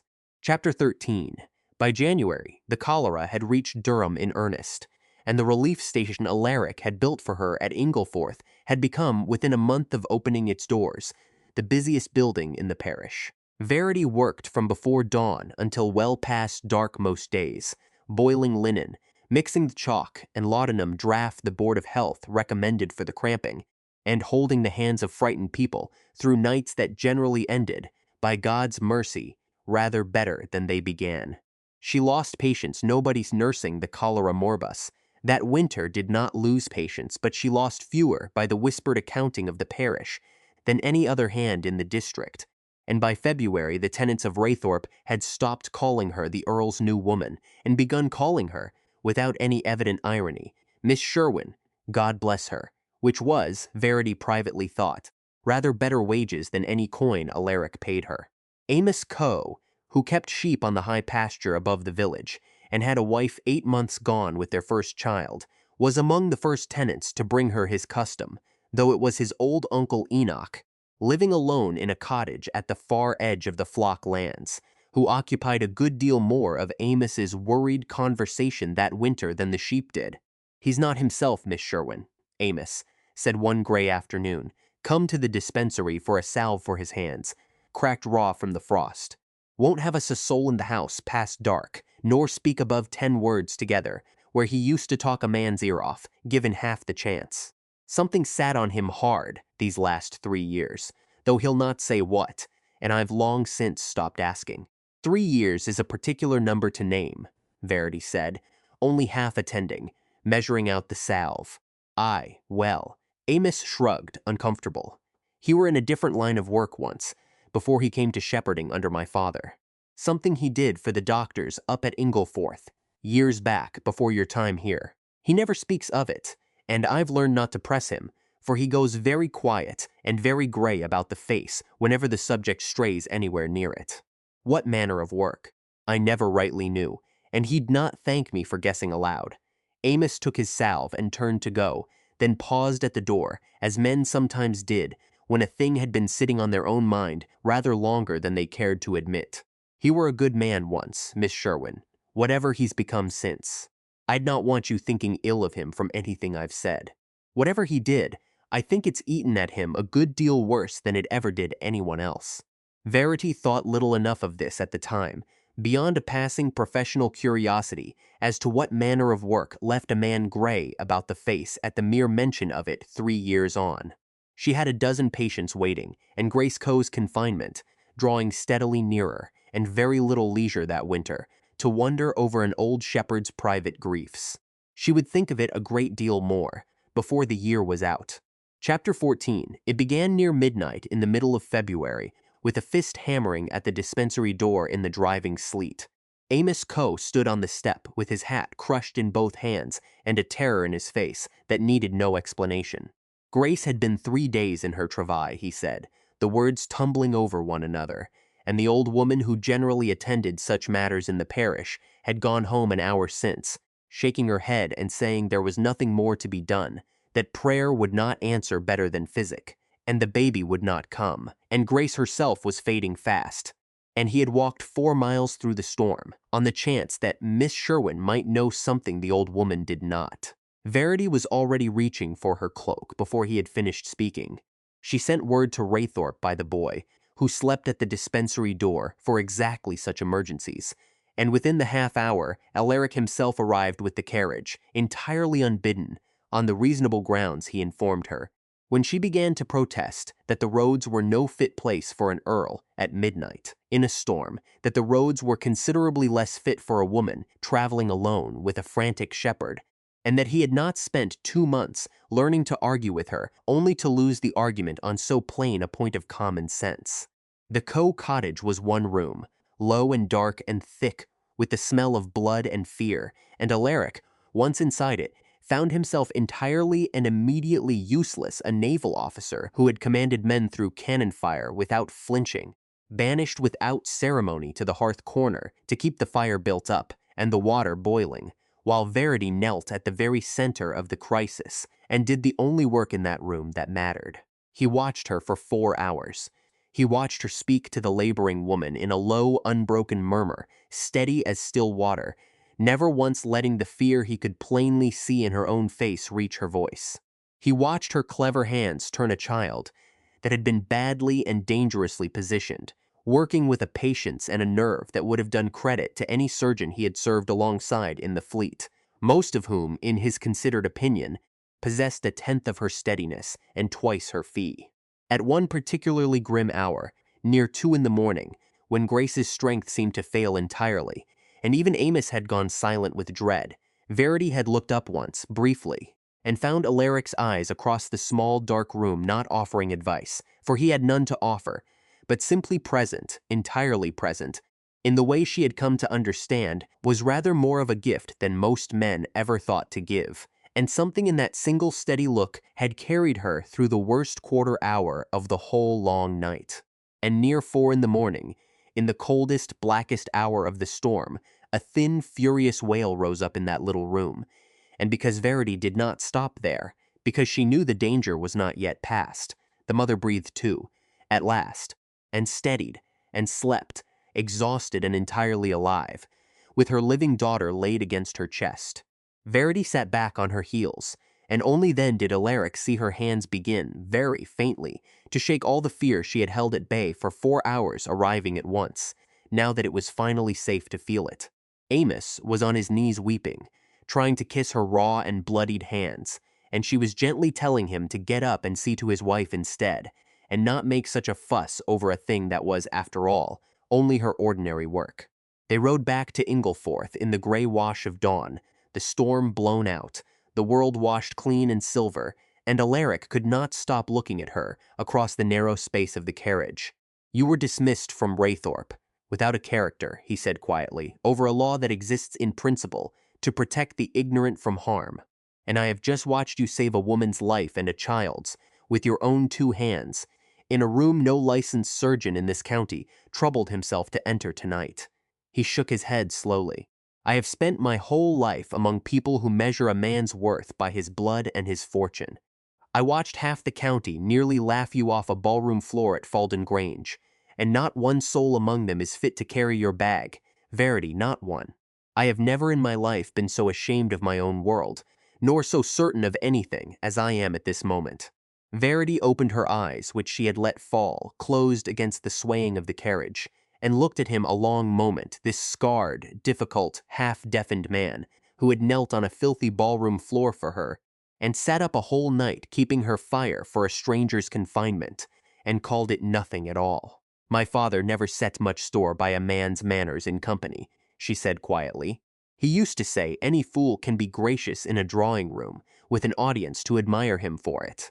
What tells you the true worth of a man is what he does in a cold, filthy cottage at 4 in the morning, when the only witness is a frightened shepherd, and a woman too busy to praise him for it." She looked at him steadily. "You kept that fire built and that water hot the whole night through, and complained of none of it, and never once thought yourself observed while you did it. I observed you all the same. I have spent these last months learning exactly what sort of man you are, when nobody of consequence is watching, my lord, and I find I have stopped being afraid of the answer." It was the nearest either of them had yet come to saying the whole of it aloud.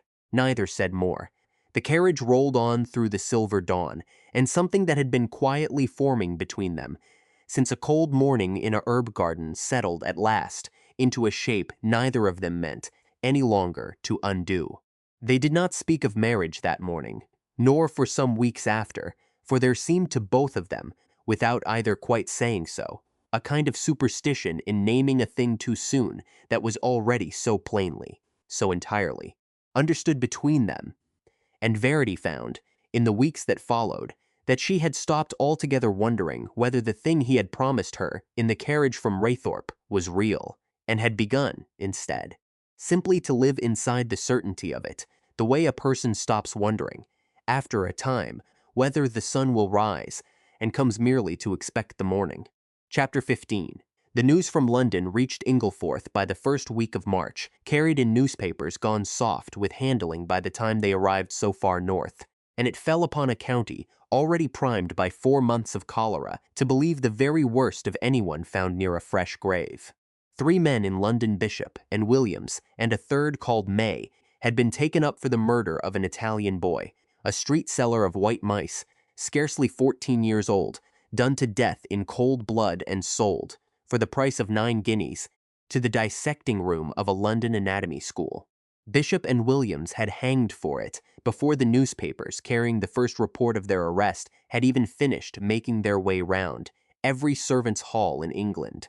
The whole ghastly business concluded, tried, and punished within the span of a single month, with a speed that left the newspapers little room for anything but horror. It was not, properly speaking, news that concerned Ingleforth at all. It had happened in London, among Londoners and had nothing whatsoever to do with a Durham parish fighting its own quieter war against a disease that made no distinction of country or class. But fear, Verity had learned long before that winter, cared very little for geography.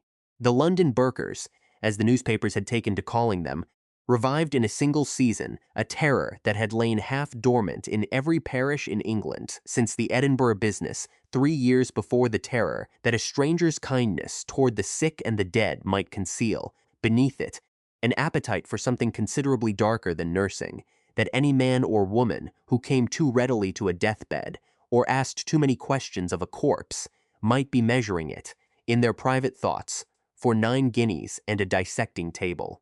Verity felt the change in the air within a fortnight of the newspaper's arrival, in 100 small ways she could not have named individually to anyone who asked. A mother who had welcomed her into a sick room without question in January now watched her hands rather more closely in March.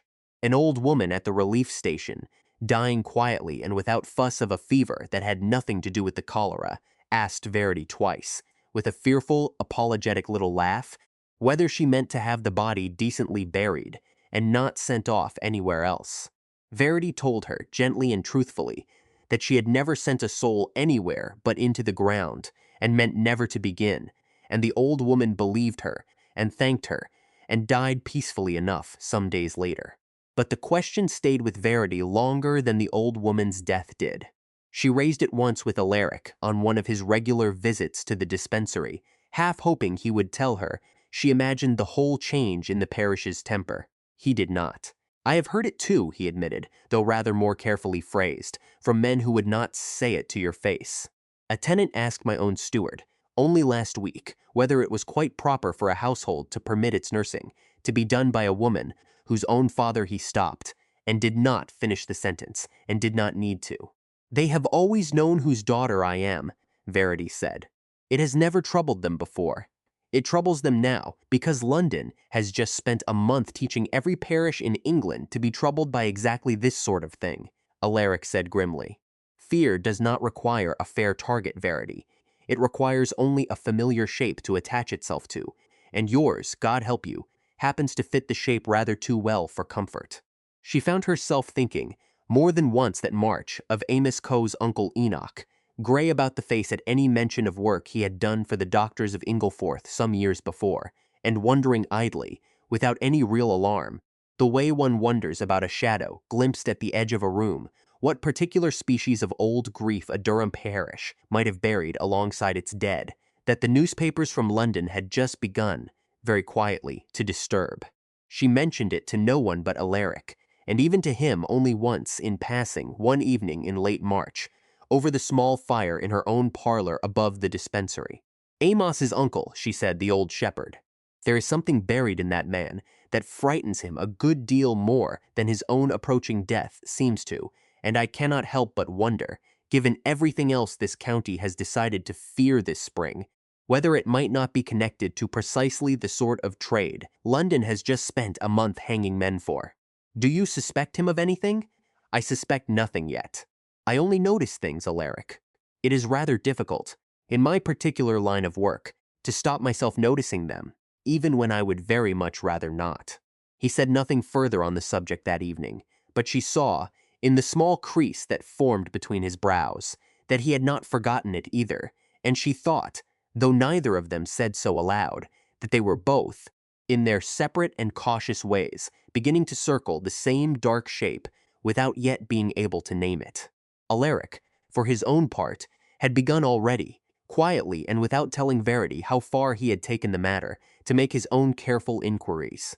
He wrote that same week to a former shipmate now practicing law in Newcastle, asking, in general and unremarkable terms, what was publicly known of Cuthbert Grimshaw's history before he had settled in Ingleforth some 20 years before, and he spent an uncomfortable half-hour, one wet afternoon, in conversation with his own steward, a man who had lived in the parish the whole of his life, and remembered a good deal more of its old business than he generally troubled to mention. There were talk, years back, of the resurrection trade, reaching even this far north, the steward admitted reluctantly, when pressed. Nothing ever proved against any particular man, my lord, and I'd not want to be the one repeating idle gossip as though it were fact. But there were talk, all the same, before Dr. Grimshaw ever rose to the standing he holds now, that a man in his position could make a very comfortable extra income indeed, if he were willing to ask a good deal fewer questions of where certain bodies came from than the law strictly required of him. It was nothing that would stand as evidence in any court in England. But it settled. Alongside everything else, Alaric had begun quietly to gather that spring into the same shape his own instinct had already half formed at Falden Grange, the shape of a respectable man's reputation built, at least in part, upon a foundation he had every reason in the world to keep buried, and every reason now to fear disturbed. Chapter 16. The riot began as such things generally did, with a death and a rumor arriving at almost exactly the same hour.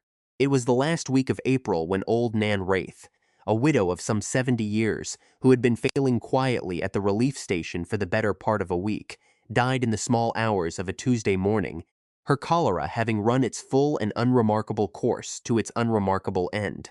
Verity had sat with her through the night, as she sat with everyone who died under her care, and had closed the old woman's eyes herself a little before dawn, and had gone, as she always did, to see the body decently laid out, and the family sent for. It was, by pure and dreadful coincidence, the same night that a laborer named Dick Slee, walking home late and considerably the worse for drink, swore he had seen a strange cart standing without lamps near the Ingleforth churchyard wall, and two men moving about it with a shape between them that he would swear, before God and the magistrate both, had the shape of a body. Dick Slee had very likely seen nothing of the kind. He was known through the parish as a man whose sightings after dark grew considerably more remarkable in proportion to how much ale had preceded them, and the sexton, questioned the following morning, found no disturbance whatsoever among the graves. But it did not matter. By the time the story had passed through 3 cottages, and gathered at each one some fresh and more terrible embellishment, whether Dick Slee had seen anything real at all. The whole of that spring had, in truth, been building towards some such spark, though Verity would not fully understand this until long afterward. The London newspapers had gone quiet on the subject of the Burkers by April, but the fear they had planted had not gone with them. It had only settled, the way a fever settles into the blood after the worst of the rash has faded, waiting for some fresh provocation to bring it out again. Twice that spring, Verity had noticed patients' families grow suddenly awkward and evasive when she asked, in the ordinary course of her work, to examine a body before it was laid out for burial, a request she had made, without a second thought for 7 months, and which had begun, quite without her understanding why, to be met with a wariness that had not been there before. She had mentioned it once to Mrs. Dunmore, on one of her rare visits back to Raythorpe to see old friends among the servants, and Mrs. Dunmore, who prided herself on knowing the temper of the whole parish better than anyone else in it, had looked at her with an expression Verity did not much care for. "You want to be careful, my dear," she had said. "Fear does not reason the way you and I reason. It does not ask whether a thing is likely, only whether it is frightening.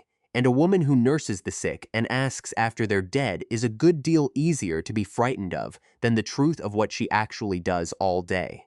Verity had thanked her for the warning, and thought at the time that she had taken it seriously enough. She understood now, looking back on that conversation from the cart bound for Durham, that she had not taken it nearly seriously enough at all. By noon the story had become this, that old Nan Wraith had died at the relief station, and never been seen again by her own family, and that bodies were being taken from Ingleforth's cholera cases in the night and sold to the doctors, and that the woman who ran the relief station, a stranger to the parish, these 7 months past, for all her gentle hands and her steady nursing, was no better than a resurrection woman herself, luring the sick into her care with kindness, and selling what remained of them out the back door for London prices. It was, Verity would think afterward, a monstrous, illogical, entirely unsupportable accusation, built from a drunk man's shadow and a month of London newspapers, and a fear that had been waiting all spring for exactly this kind of spark to catch on. It was also by 4 o'clock that afternoon, an accusation believed by perhaps 40 men and women gathered in the lane outside the relief station with whatever came to hand for weapons and growing by the hour. Verity was inside with 2 remaining patients, a boy of 9, recovering slowly from the worst of his cramping, and his mother, herself only lately out of danger, when the first stone came through the dispensary window. "Bring her out!"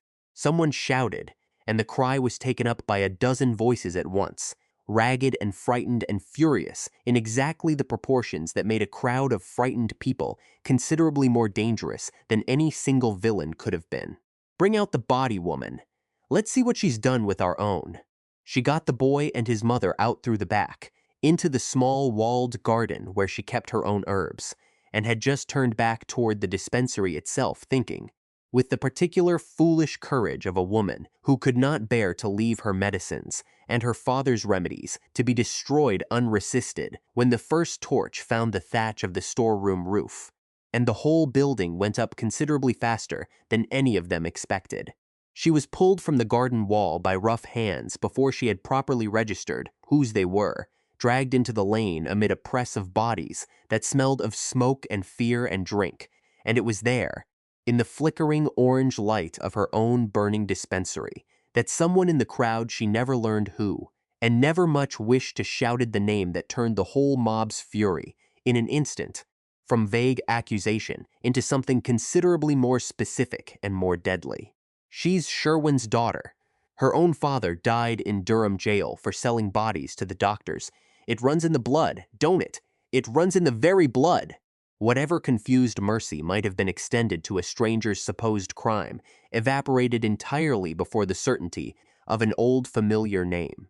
Verity felt the crowd's grip on her arms tighten, felt herself half carried, half dragged toward the green, where a woman so accused might, in that fevered hour, have found herself facing considerably worse than a magistrate's questions, and it was only the arrival, at a dead gallop, of the parish constable and 2 of Raythorpe's own grooms, sent ahead by a frantic message from the boy who slept at the dispensary door, that separated her from the crowd at all, and carried her, bruised and singed and shaking, into a cart bound for Durham, to answer, before a magistrate, precisely what she had or had not done with the bodies of the dead in her keeping. Her father's casebook, kept always in the small chest beside her own bed rather than in the dispensary itself, remained untouched by the flames, a small mercy she was too shaken, that first terrible night, to fully register, and would not think of again for some days. The relief station itself burned to its stone foundations before any bucket line could be properly organized. 2 months of medicines and instruments and careful record-keeping gone up in a single hour of smoke. And Verity Sherwin rode the cart to Durham with her wrists bound at the constable's own reluctant insistence, that being the only condition upon which the still simmering crowd could be persuaded to let the cart pass unmolested at all, and understood, somewhere in the cold, exhausted hours of that ride, that she had lost, in a single afternoon, very nearly everything she had spent 7 months so carefully rebuilding. Chapter 17. Alaric reached Durham within 3 hours of hearing the news, having ridden the distance at a pace that did his old wound no particular favors and cared nothing whatever for the fact. He found Verity held at the jail pending examination, unhurt beyond bruises and a scorched sleeve, and considerably calmer than he had any right to expect of a woman who had that afternoon been dragged through a burning street by a mob convinced she trafficked in corpses, and he found, standing between himself and any prospect of her immediate release, the entirely correct and entirely maddening figure of Dr. Cuthbert Grimshaw, coroner for the district, whose office it was, by ancient and inconvenient right, to determine whether any death within his jurisdiction required further inquiry before the living might go about their business. "You must understand my position, my lord," Grimshaw said, with every appearance of regret, in the cold stone corridor outside the cell. "A woman has been publicly accused by a considerable number of witnesses of interfering improperly with the bodies of the dead during a season of contagion. I cannot simply wave such an accusation aside, because the accused happens to enjoy your lordship's particular favor. Indeed, I should be failing very badly in my office if I did. The law must be seen to move with proper deliberation in these matters, whatever the pressure of rank brought to bear upon it. The law may move with all the deliberation it likes, Alaric said, provided it moves. I have seen no evidence produced against Miss Sherwin beyond the word of a drunken laborer and a mob's own fright. What precisely is being deliberated? Whether there is cause for a formal inquest, said Grimshaw smoothly, into the disposition of the late Mrs. Wraith's remains, and into the general conduct of the relief station under Miss Sherwin's charge these 7 months past. Such matters cannot properly be hurried, my lord, whatever the inconvenience to any party concerned. I should think a man of your own naval discipline would appreciate the necessity of proper procedure, even when it chafes. It was, Alaric understood even as he stood there, entirely lawful, entirely correct in every particular a magistrate could examine, and entirely, unmistakably, a delay manufactured by a man with every reason in the world to see Verity Sherwin kept exactly where she was for as long as possible, and no reason at all that he had troubled himself to name aloud. He could not yet prove it. He left Durham that night with Verity still confined, his aunt already dispatched to sit with her, for whatever comfort an unimpeachable witness could provide, and a cold, settled certainty growing in his own chest that Cuthbert Grimshaw's interest in this matter ran a good deal deeper than his office as coroner required, and that he, Alaric, meant to learn exactly how deep before the week was out. He spent the following days in a manner that would have astonished his own old shipmates, who had known him chiefly as a man who solved problems with a cutlass or a direct order, and very little patience for anything more roundabout, riding out to the high pasture above Ingleforth to speak with Amos Coe himself, learning for the first time, at first hand, the full particulars of old Enoch's strange and long-standing dread, writing to his man of business in London for a careful opinion on the Apothecaries Act, and what evidence, precisely, would be required to sustain a charge under it, and sitting, more than once, in the small parlor of Raythorpe Hall with his aunt, turning over every fragment of the puzzle they possessed, and finding, each time, that it pointed with increasing insistence toward a single name, neither of them yet had proof enough to speak aloud in any court. It was Amos who told him, on the third of these visits, that his uncle had lately fallen ill of the cholera himself, and had begun, in his fever, to speak of things he had never once spoken of sober the doctors, some payment, a body he ought never to have touched, and Alaric rode back to Durham that same evening, with the first real thread of hope he had held since the fire, and sent word ahead to his aunt that Verity must be permitted, whatever the cost of persuading the jailer, to hear it for herself before it was too late to matter. Chapter 18. It was Amos Coe who brought her the only real hope she had, 2 days into her confinement, arriving at the jail white-faced and out of breath, having been permitted, on Lady Araminta's considerable insistence and a coin pressed into the turnkey's palm, to speak with Verity for a quarter-hour under guard. "It's my Uncle Enoch," he said, without preamble, his voice cracking with something that was not entirely grief yet, though it was plainly working its way there.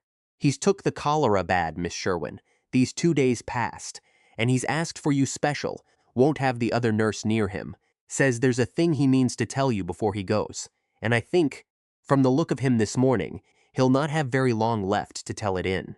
Lady Araminta, with the particular ferocity of a woman who had decided a wrong was being done, and meant to see it corrected by whatever irregular means presented themselves, secured Verity's escort to the poorhouse infirmary within the hour, under guard and under protest from the jailer, but secured all the same.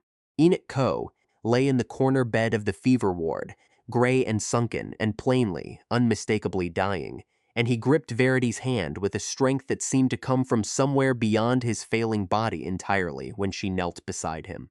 "You're Sherwin's girl," he said, the words coming slow and effortful between the cramping that racked him. "I knew your father, once. Good man. Better man than I ever was, God forgive me, and I've carried what I done to him 3 years now like a stone in my own chest, and I'll not carry it into the ground with me, whatever it costs." "Tell me," Verity said, very quietly, holding his hand steady. "I worked for the doctors, years back. Not proud work digging where I oughtn't, bringing what I found to them as paid for it, and never asking too close what became of it after. Most of what I brought were honest enough, in its way old graves, unclaimed, no harm to the living in it that I could ever see. He stopped, gathering breath, gathering courage, and Verity waited, not daring to press him. But in the February of 29, Grimshaw come to me himself, not through the usual man who arranged such things, but himself in the dark, and paid me double my ordinary price for a body, fresh enough that I ought to have asked questions and didn't, because the money was good and I was a coward. A young woman, not 3 days buried, taken from the pauper's ground at Hexham, where nobody troubled to mark the grave, nor ask after the manner of her dying. Verity's whole chest had gone very cold and very still. He never told me how she died, Enoch went on, the effort of speech costing him visibly now, sweat standing on his gray face. But he knew. I've thought on it 3 years, and I've come to be certain he knew exactly how that girl died, and knew it were murder, and paid double to be rid of the body quiet and quick, before any question could be raised as to where it come from or how. And when the trouble broke, and your father took the blame for receiving what I'd brought him, for Grimshaw sent it on to your father's surgery through a third hand, dressed up honest, so that, if any question ever come, it would land on Sherwin's doorstep and never on mine, nor on Grimshaw's neither. He broke off, racked by a fresh spasm of cramping that left him unable to speak for the better part of a minute, and Verity held his hand through it, her own mind working with a cold, terrible clarity, even as her heart broke, quite separately for the dying man in front of her. I should have spoken years since, Enoch whispered, when he could speak again, his voice gone very thin now. I let a good man die in my silence, and his daughter scrub floors for it these 3 years past, out of nothing but my own cowardice, and I'll answer for that before God soon enough, whatever earthly court never hears a word of it. You are speaking now, Verity said, gripping his hand hard. That is not nothing, Enoch. That is not nothing at all.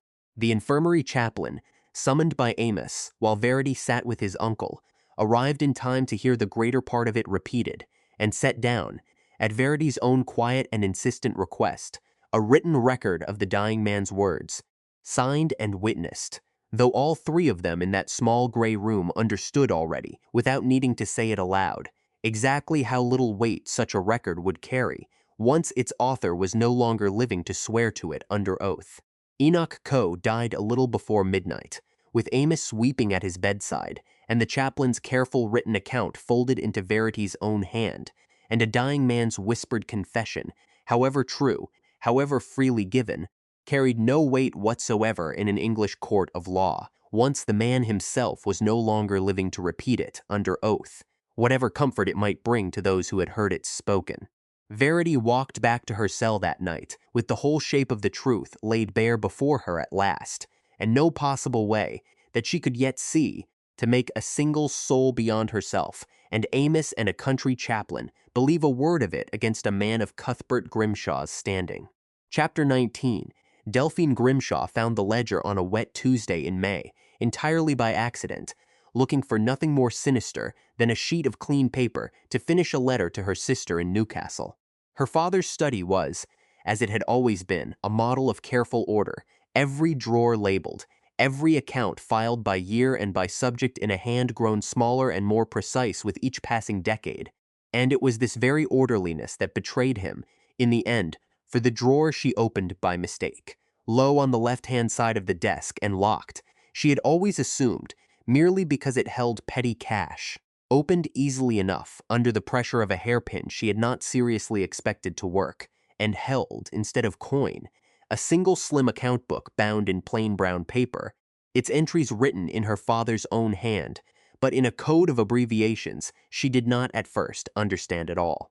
She understood them within the hour, sitting on the study floor with the rain against the windows, and her sister's unfinished letter entirely forgotten, because the whole county had spoken of nothing else for a fortnight but Verity Sherwin's arrest, and the fire at the relief station, and the old story of Sherwin's disgrace 3 years before, and it took Delphine only the second page of careful cross-referencing dates against sums against a private notation she recognized, with a cold lurch of the stomach, as her father's own shorthand for a trade she had heard whispered of, but never once imagined touching her own family to understand exactly what she was reading, and exactly what it meant that the largest single sum in the entire book, paid out in February of 1829, sat beside a date she now knew, from a fortnight of parish gossip, to be the very week Elias Sherwin had received the body that ruined him. She sat with the ledger a long while before she moved at all.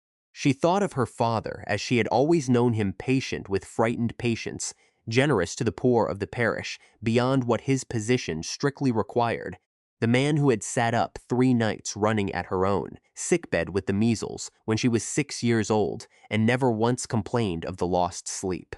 She thought, too, of the look she had seen on his face the night of the ball at Falden Grange, burning a letter he would not explain, and understood now, with a clarity that made her feel faintly sick, exactly what that look had been. She did not go to him with it.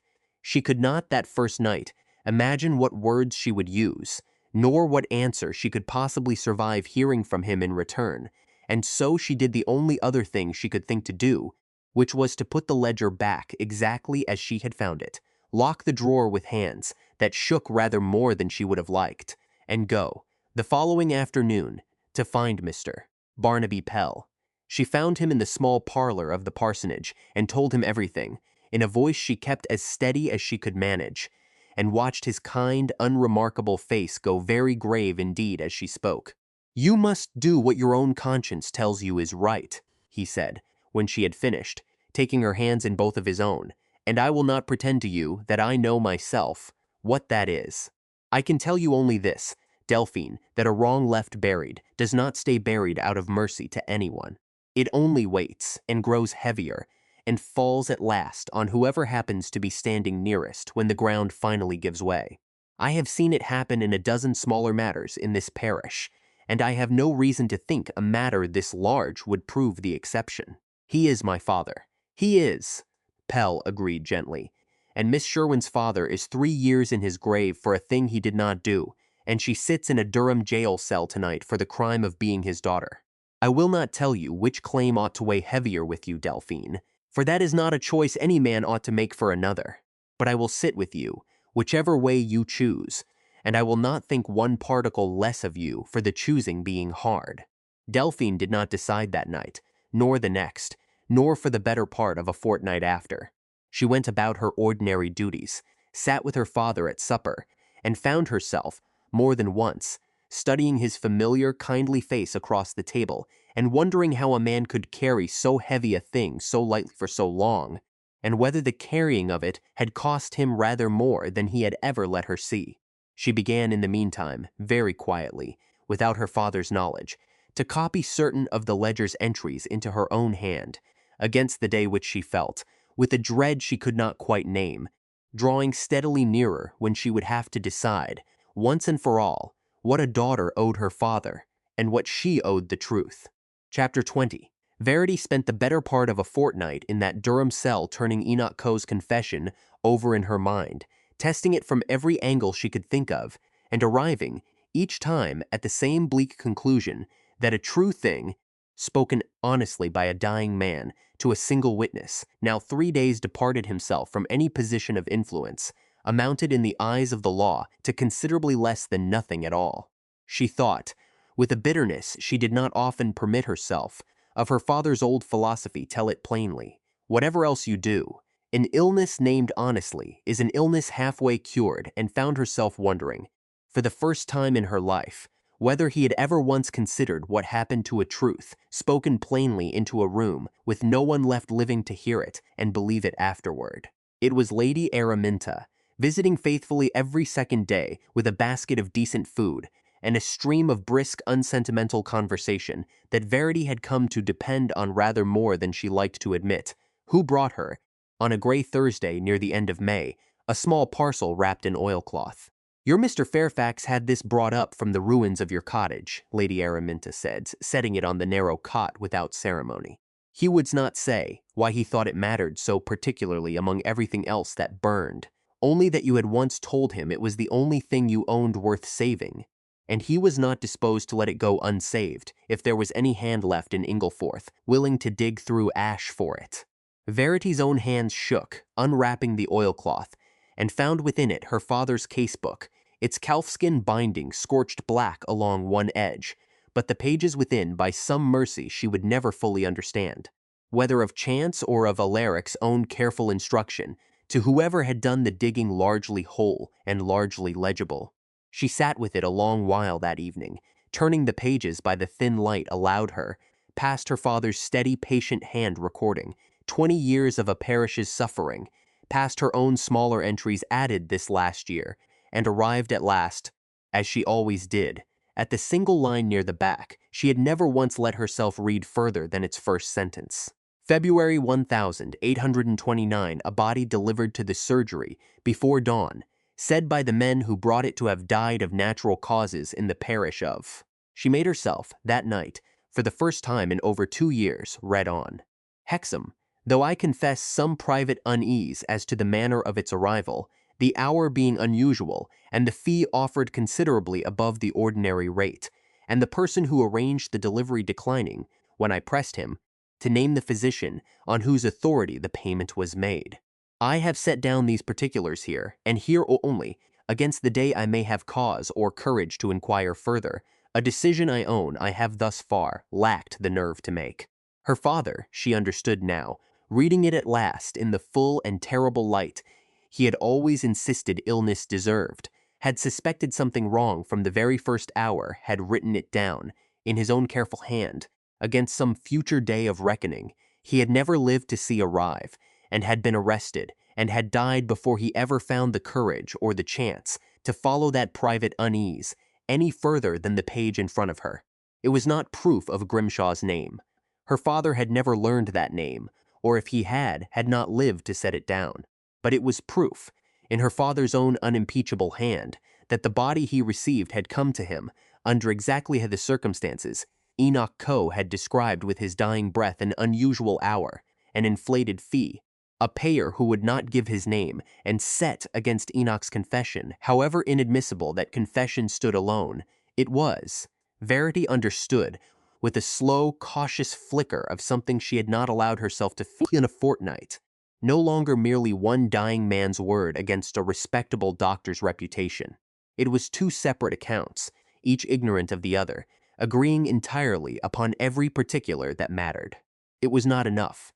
Not yet. She had learned, over the last 3 years, precisely how much a true thing could weigh in a world unwilling to hear it, and she did not deceive herself, that night, into believing 2 agreeing accounts from the dead were proof enough to satisfy any court in England against a man of Cuthbert Grimshaw's standing.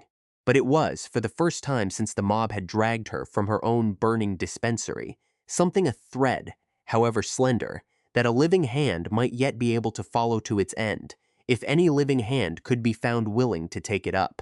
She thought, in the long, cold hours that followed, of all the years she had spent believing that silence was the safer choice, that a truth kept close cost less in the end than a truth spoken where it might be misused or disbelieved.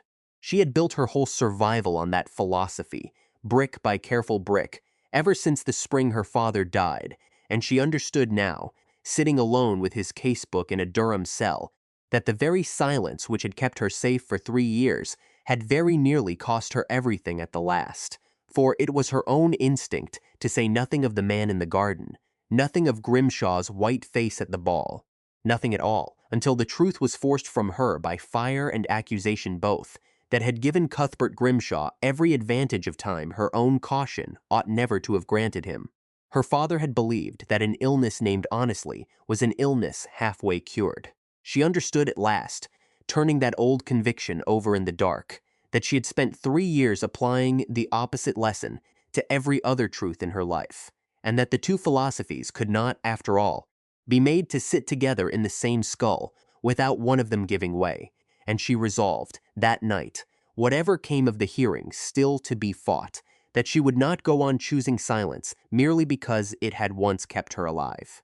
It had also, she saw now with a clarity that cost her something to admit, very nearly buried her. She did not yet know that such a hand had already begun, quietly, and at considerable private cost, to reach for it. Chapter 21. Delphine came to the Durham jail on a bright morning in early June, alone, having told her father only that she meant to visit her sister in Newcastle, and having told Barnaby Pell everything, in a letter left sealed on his own desk, to be opened only if her courage failed her, before she reached the jail doors, which it very nearly did, 3 separate times, on the long journey there. She was permitted, on the strength of Lady Araminta's now considerable influence with the jailer, a quarter-hour alone with Verity, and she used the whole of it, once the door was shut, to lay her father's ledger, the true one, not her own careful copy, for she had judged rightly that the original in her father's own hand would carry weight her copy never could flat upon the narrow table between them. "I found this in May," she said, her voice not quite steady.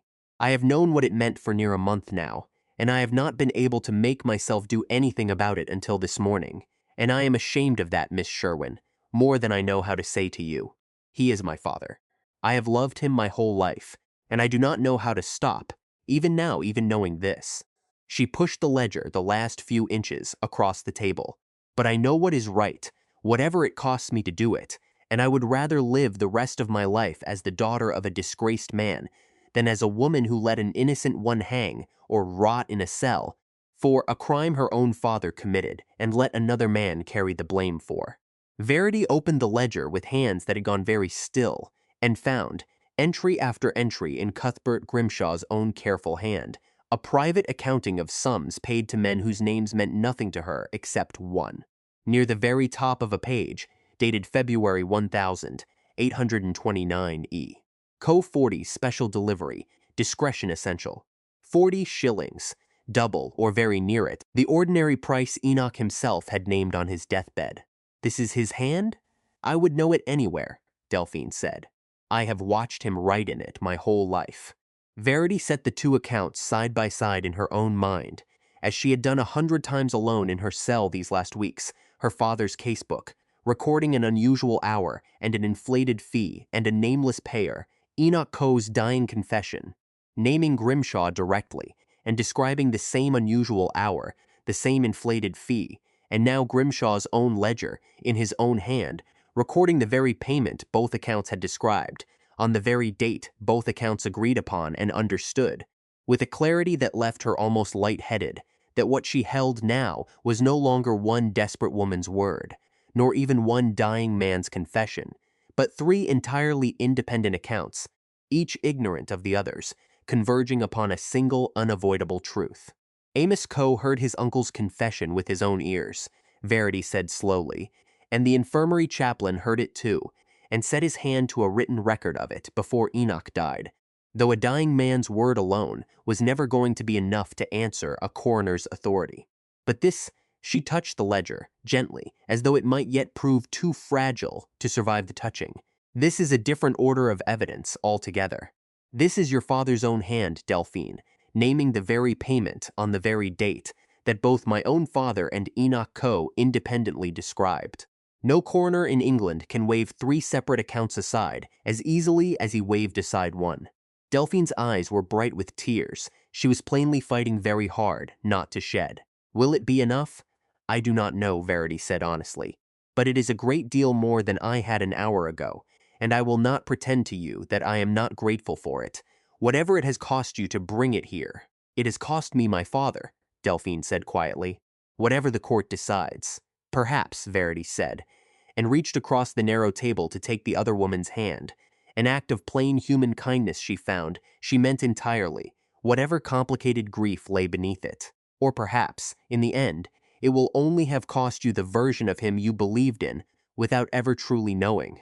I cannot tell you which is the lighter loss, Delphine.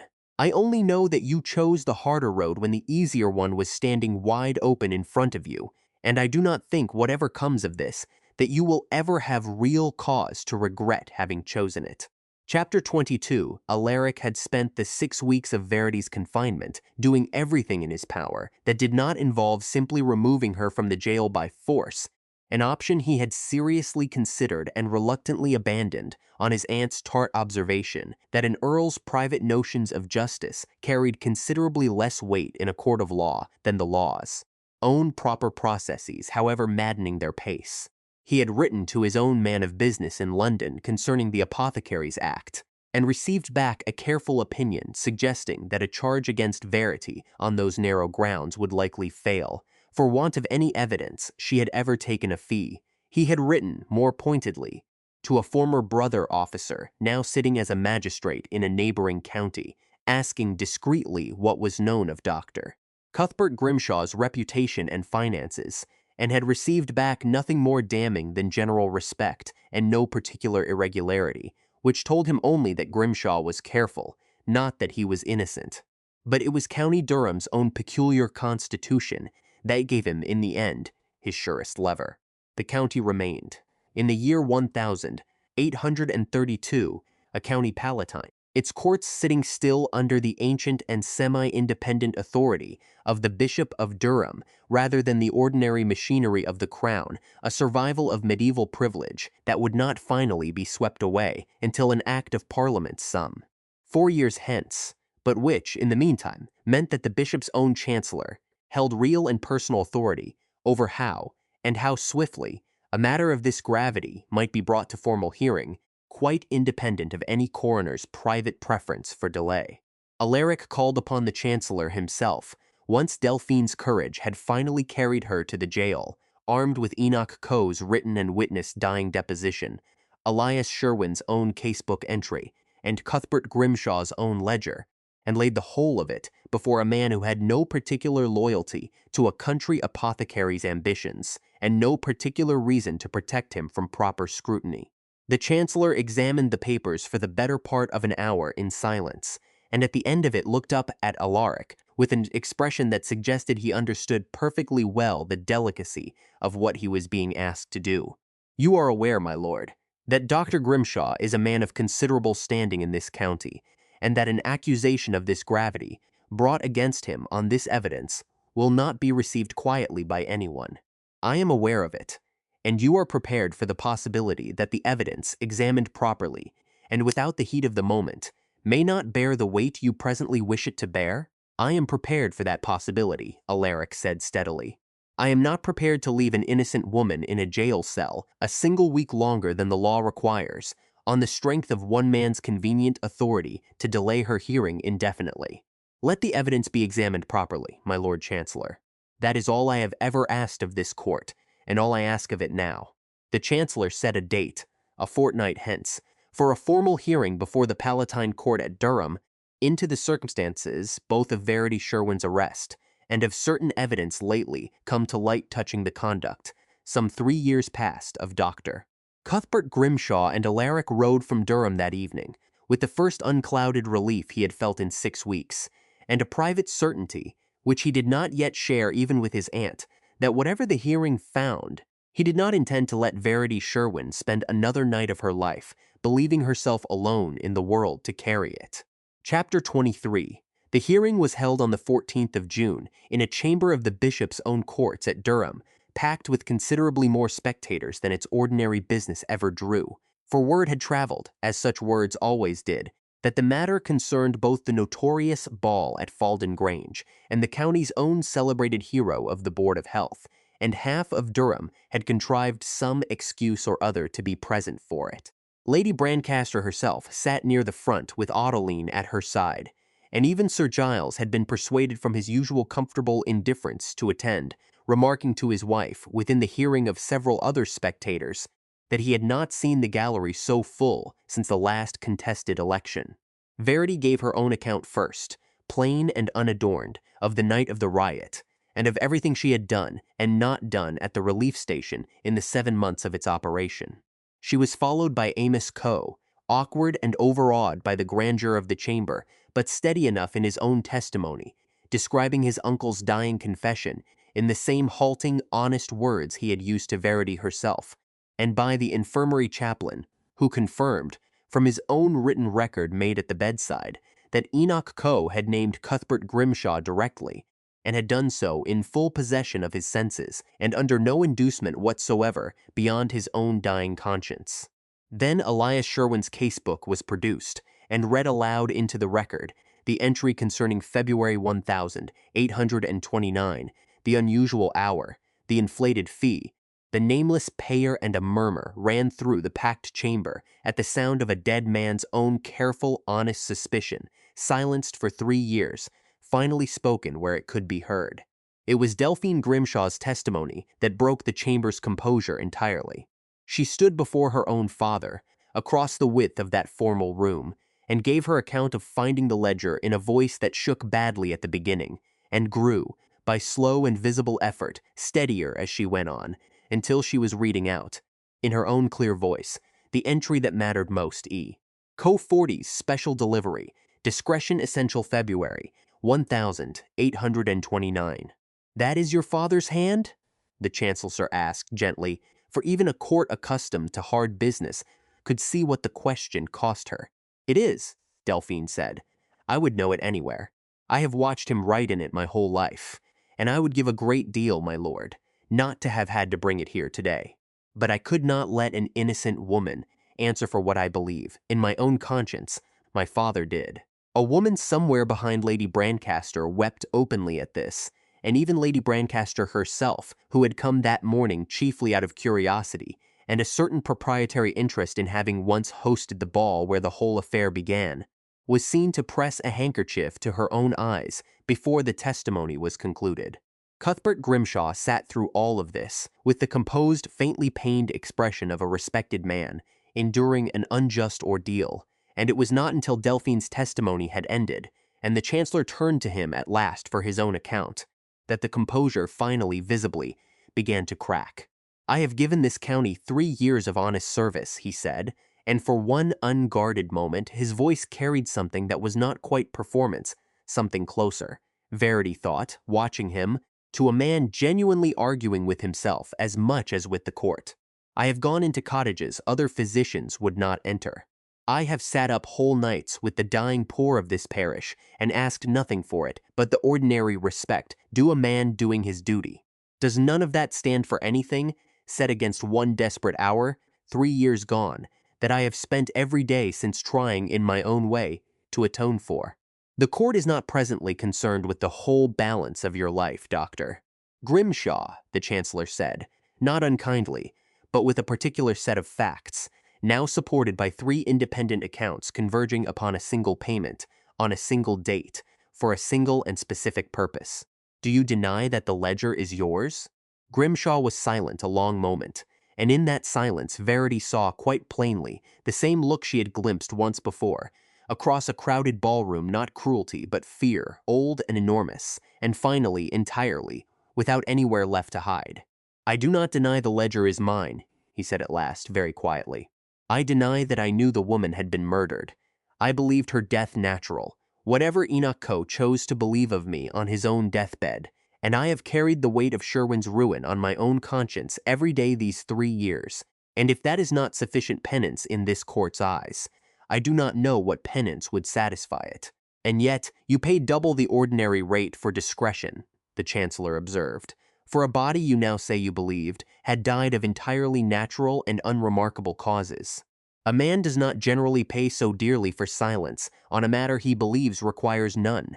Grimshaw had no answer to this that satisfied the chamber, nor, Verity suspected, watching his face himself, and it was, in the end, neither full confession nor full denial that he offered, but something caught unhappily between the two, the response of a man who had told himself so many careful half-truths for so many years that he no longer entirely knew, himself, where the honest boundary of his own guilt lay. It did not matter, in the end, to the Chancellor's ruling. The ledger, set against Enoch Coe's witnessed confession and Elias Sherwin's own contemporary suspicion, was evidence enough to refer the whole matter for full criminal proceedings for perjury before a coroner's own prior inquiries, and for conspiracy to conceal a felony, whatever might yet be proven or disproven as to his knowledge of the original murder itself. And Cuthbert Grimshaw was taken into custody that same afternoon, in the very courtroom where he had once been so confidently expected to preside as its most respected witness, and led away past a daughter who did not look away from him, though her face was white and wet with tears, and past a chamber of spectators who found themselves, for once, entirely without appetite for scandal, and considerably more interested in silence. The Chancellor, before rising, addressed a final word to Verity Sherwin, standing very straight and very pale at the center of it all. This court finds no cause whatsoever to hold you further, Miss Sherwin, and offers what remedy it can for a wrong 3 years in the standing, though I am well aware no ruling of mine can restore to you the years already lost, nor the father who ought to have lived to see this day. Verity did not weep in that chamber, though she came nearer to it than she had in 3 years. She thanked the chancellor quietly, and turned to find Alaric already crossing the floor toward her, exactly as he had once crossed a ballroom, and did not this time wait for any dance to be asked before she went the last few steps to meet him. Chapter 24. Cuthbert Grimshaw was tried at the Durham Assizes in the last week of July, and convicted, on the strength of the same 3 converging accounts the Chancellor's hearing had first assembled, of conspiracy to conceal a felony and of perjury before his own coroner's inquiries. The graver charge of complicity in murder itself, the court found, could not be sustained beyond reasonable doubt, there being no evidence he had known the manner of the young woman's death with the certainty Enoch Coe's dying conscience had come to believe of him, only that he had paid dearly to ask no questions about it. He was sentenced to transportation, and Delphine, who had sat through every day of the trial with a composure that cost her visibly more each morning than the last, took ship with him as far as the port at Portsmouth to bid him farewell, and returned to Ingleforth some days after, considerably thinner, considerably older about the eyes, and entirely resolved, whatever grief she carried privately for the father she had lost twice over, never to regret the choice that had cost her him. She married Barnaby Pell that same autumn, in a quiet ceremony that drew a good deal less notice than the Earl of Raythorpe's own wedding some weeks before, and was, by every account that reached Verity afterward, a contented and steady wife to a good man, which was, all things considered, rather more than her own father's example had ever taught her to expect of the world. The Anatomy Act received the royal assent on the 1st of August, 1832, and the news of it reached Ingleforth, as such news generally did, several days late and by way of a newspaper missus. Dunmore insisted on having read aloud twice over before she would credit it entirely. Parliament, moved at last by the horror of the London burkers, and by a dozen quieter tragedies like the one that had ended Elias Sherwin's life 3 years before, had passed a law permitting the unclaimed dead of workhouses and hospitals to be given over lawfully to the surgeons' schools, and putting an end, at a stroke, to the whole desperate trade that had made resurrection men of poor laborers and murderers alike, and had made of one honest country apothecary an unwitting and fatal link in a chain he had never understood he was part of. It came too late to save her father. Verity understood this without bitterness. Reading the notice through twice by the window of the small cottage Alaric had rebuilt for her, at Ingleforth, its still rooms stocked fresh with jars she had relabeled herself in her own hand. Her father's casebook, its scorched edge, mended as best a bookbinder in Durham could manage, its pages entirely legible, still returned to its place upon the shelf, where anyone who wished to might now come and read it. It came in time, at least, to mean that no other family in England need learn, the way hers had, exactly how much a name could cost, when a truth was left to fester in the dark, instead of being spoken plainly where it could do some good. It was in that same rebuilt still room, on a warm afternoon in the first week of September, that Alaric found her at last with no pretext whatsoever to excuse his coming, and did not trouble to invent one. I have run entirely out of reasons to visit this room, 3 afternoons a week under the guise of tenant business, he said, standing in the doorway as he had stood so many times before, though something in his bearing that day was rather more careful than his ordinary ease. My aunt informs me, with her usual want of tact, that the whole parish has known my true purpose for the better part of a year, and that I am making rather a fool of myself, continuing to pretend otherwise. Your aunt is generally right about such things, Verity said, not looking up from the jar she was labeling, though her hands had gone very still. She is, which is why I do not intend to invent a pretext today. He crossed the small room and stood before her, near enough that she had to tilt her head back to hold his gaze, exactly as she had in a cold garden 3 years before, and exactly as she had across a ballroom floor. I told you once, in a carriage on the Ingleforth road, that if the thing I felt was real, I would ask you to be my wife, not to save you, for you had never once needed saving. I have spent 9 months since discovering that it is a great deal more than real, Verity Sherwin. I have watched you rebuild a life twice now out of nothing but your own 2 hands and your father's memory, and I find I do not wish to spend one more day of my own life without your name attached to mine in every particular the law allows. He reached out and took one of her hands, the same hands that had once bound his own wounded arm, without asking his leave, gentled now in his own, but no less capable for the gentling. "Marry me," he said. "Not the Earl, me. Alaric, the stubborn, half-deafened, difficult man who is considerably less than whole without you, and knows it, and has known it since a September morning when a scullery maid told him, without the smallest idea who he was, simply to sit down. Verity Sherwin, daughter of a country apothecary, once a servant with nothing to her name but 2 shillings and sixpence and a battered wicker basket, looked up at the scarred, honest man before her, and felt something loosen in her chest that had been held carefully shut since the day her father died. "You are a great fool, my lord," she said, her voice not entirely steady.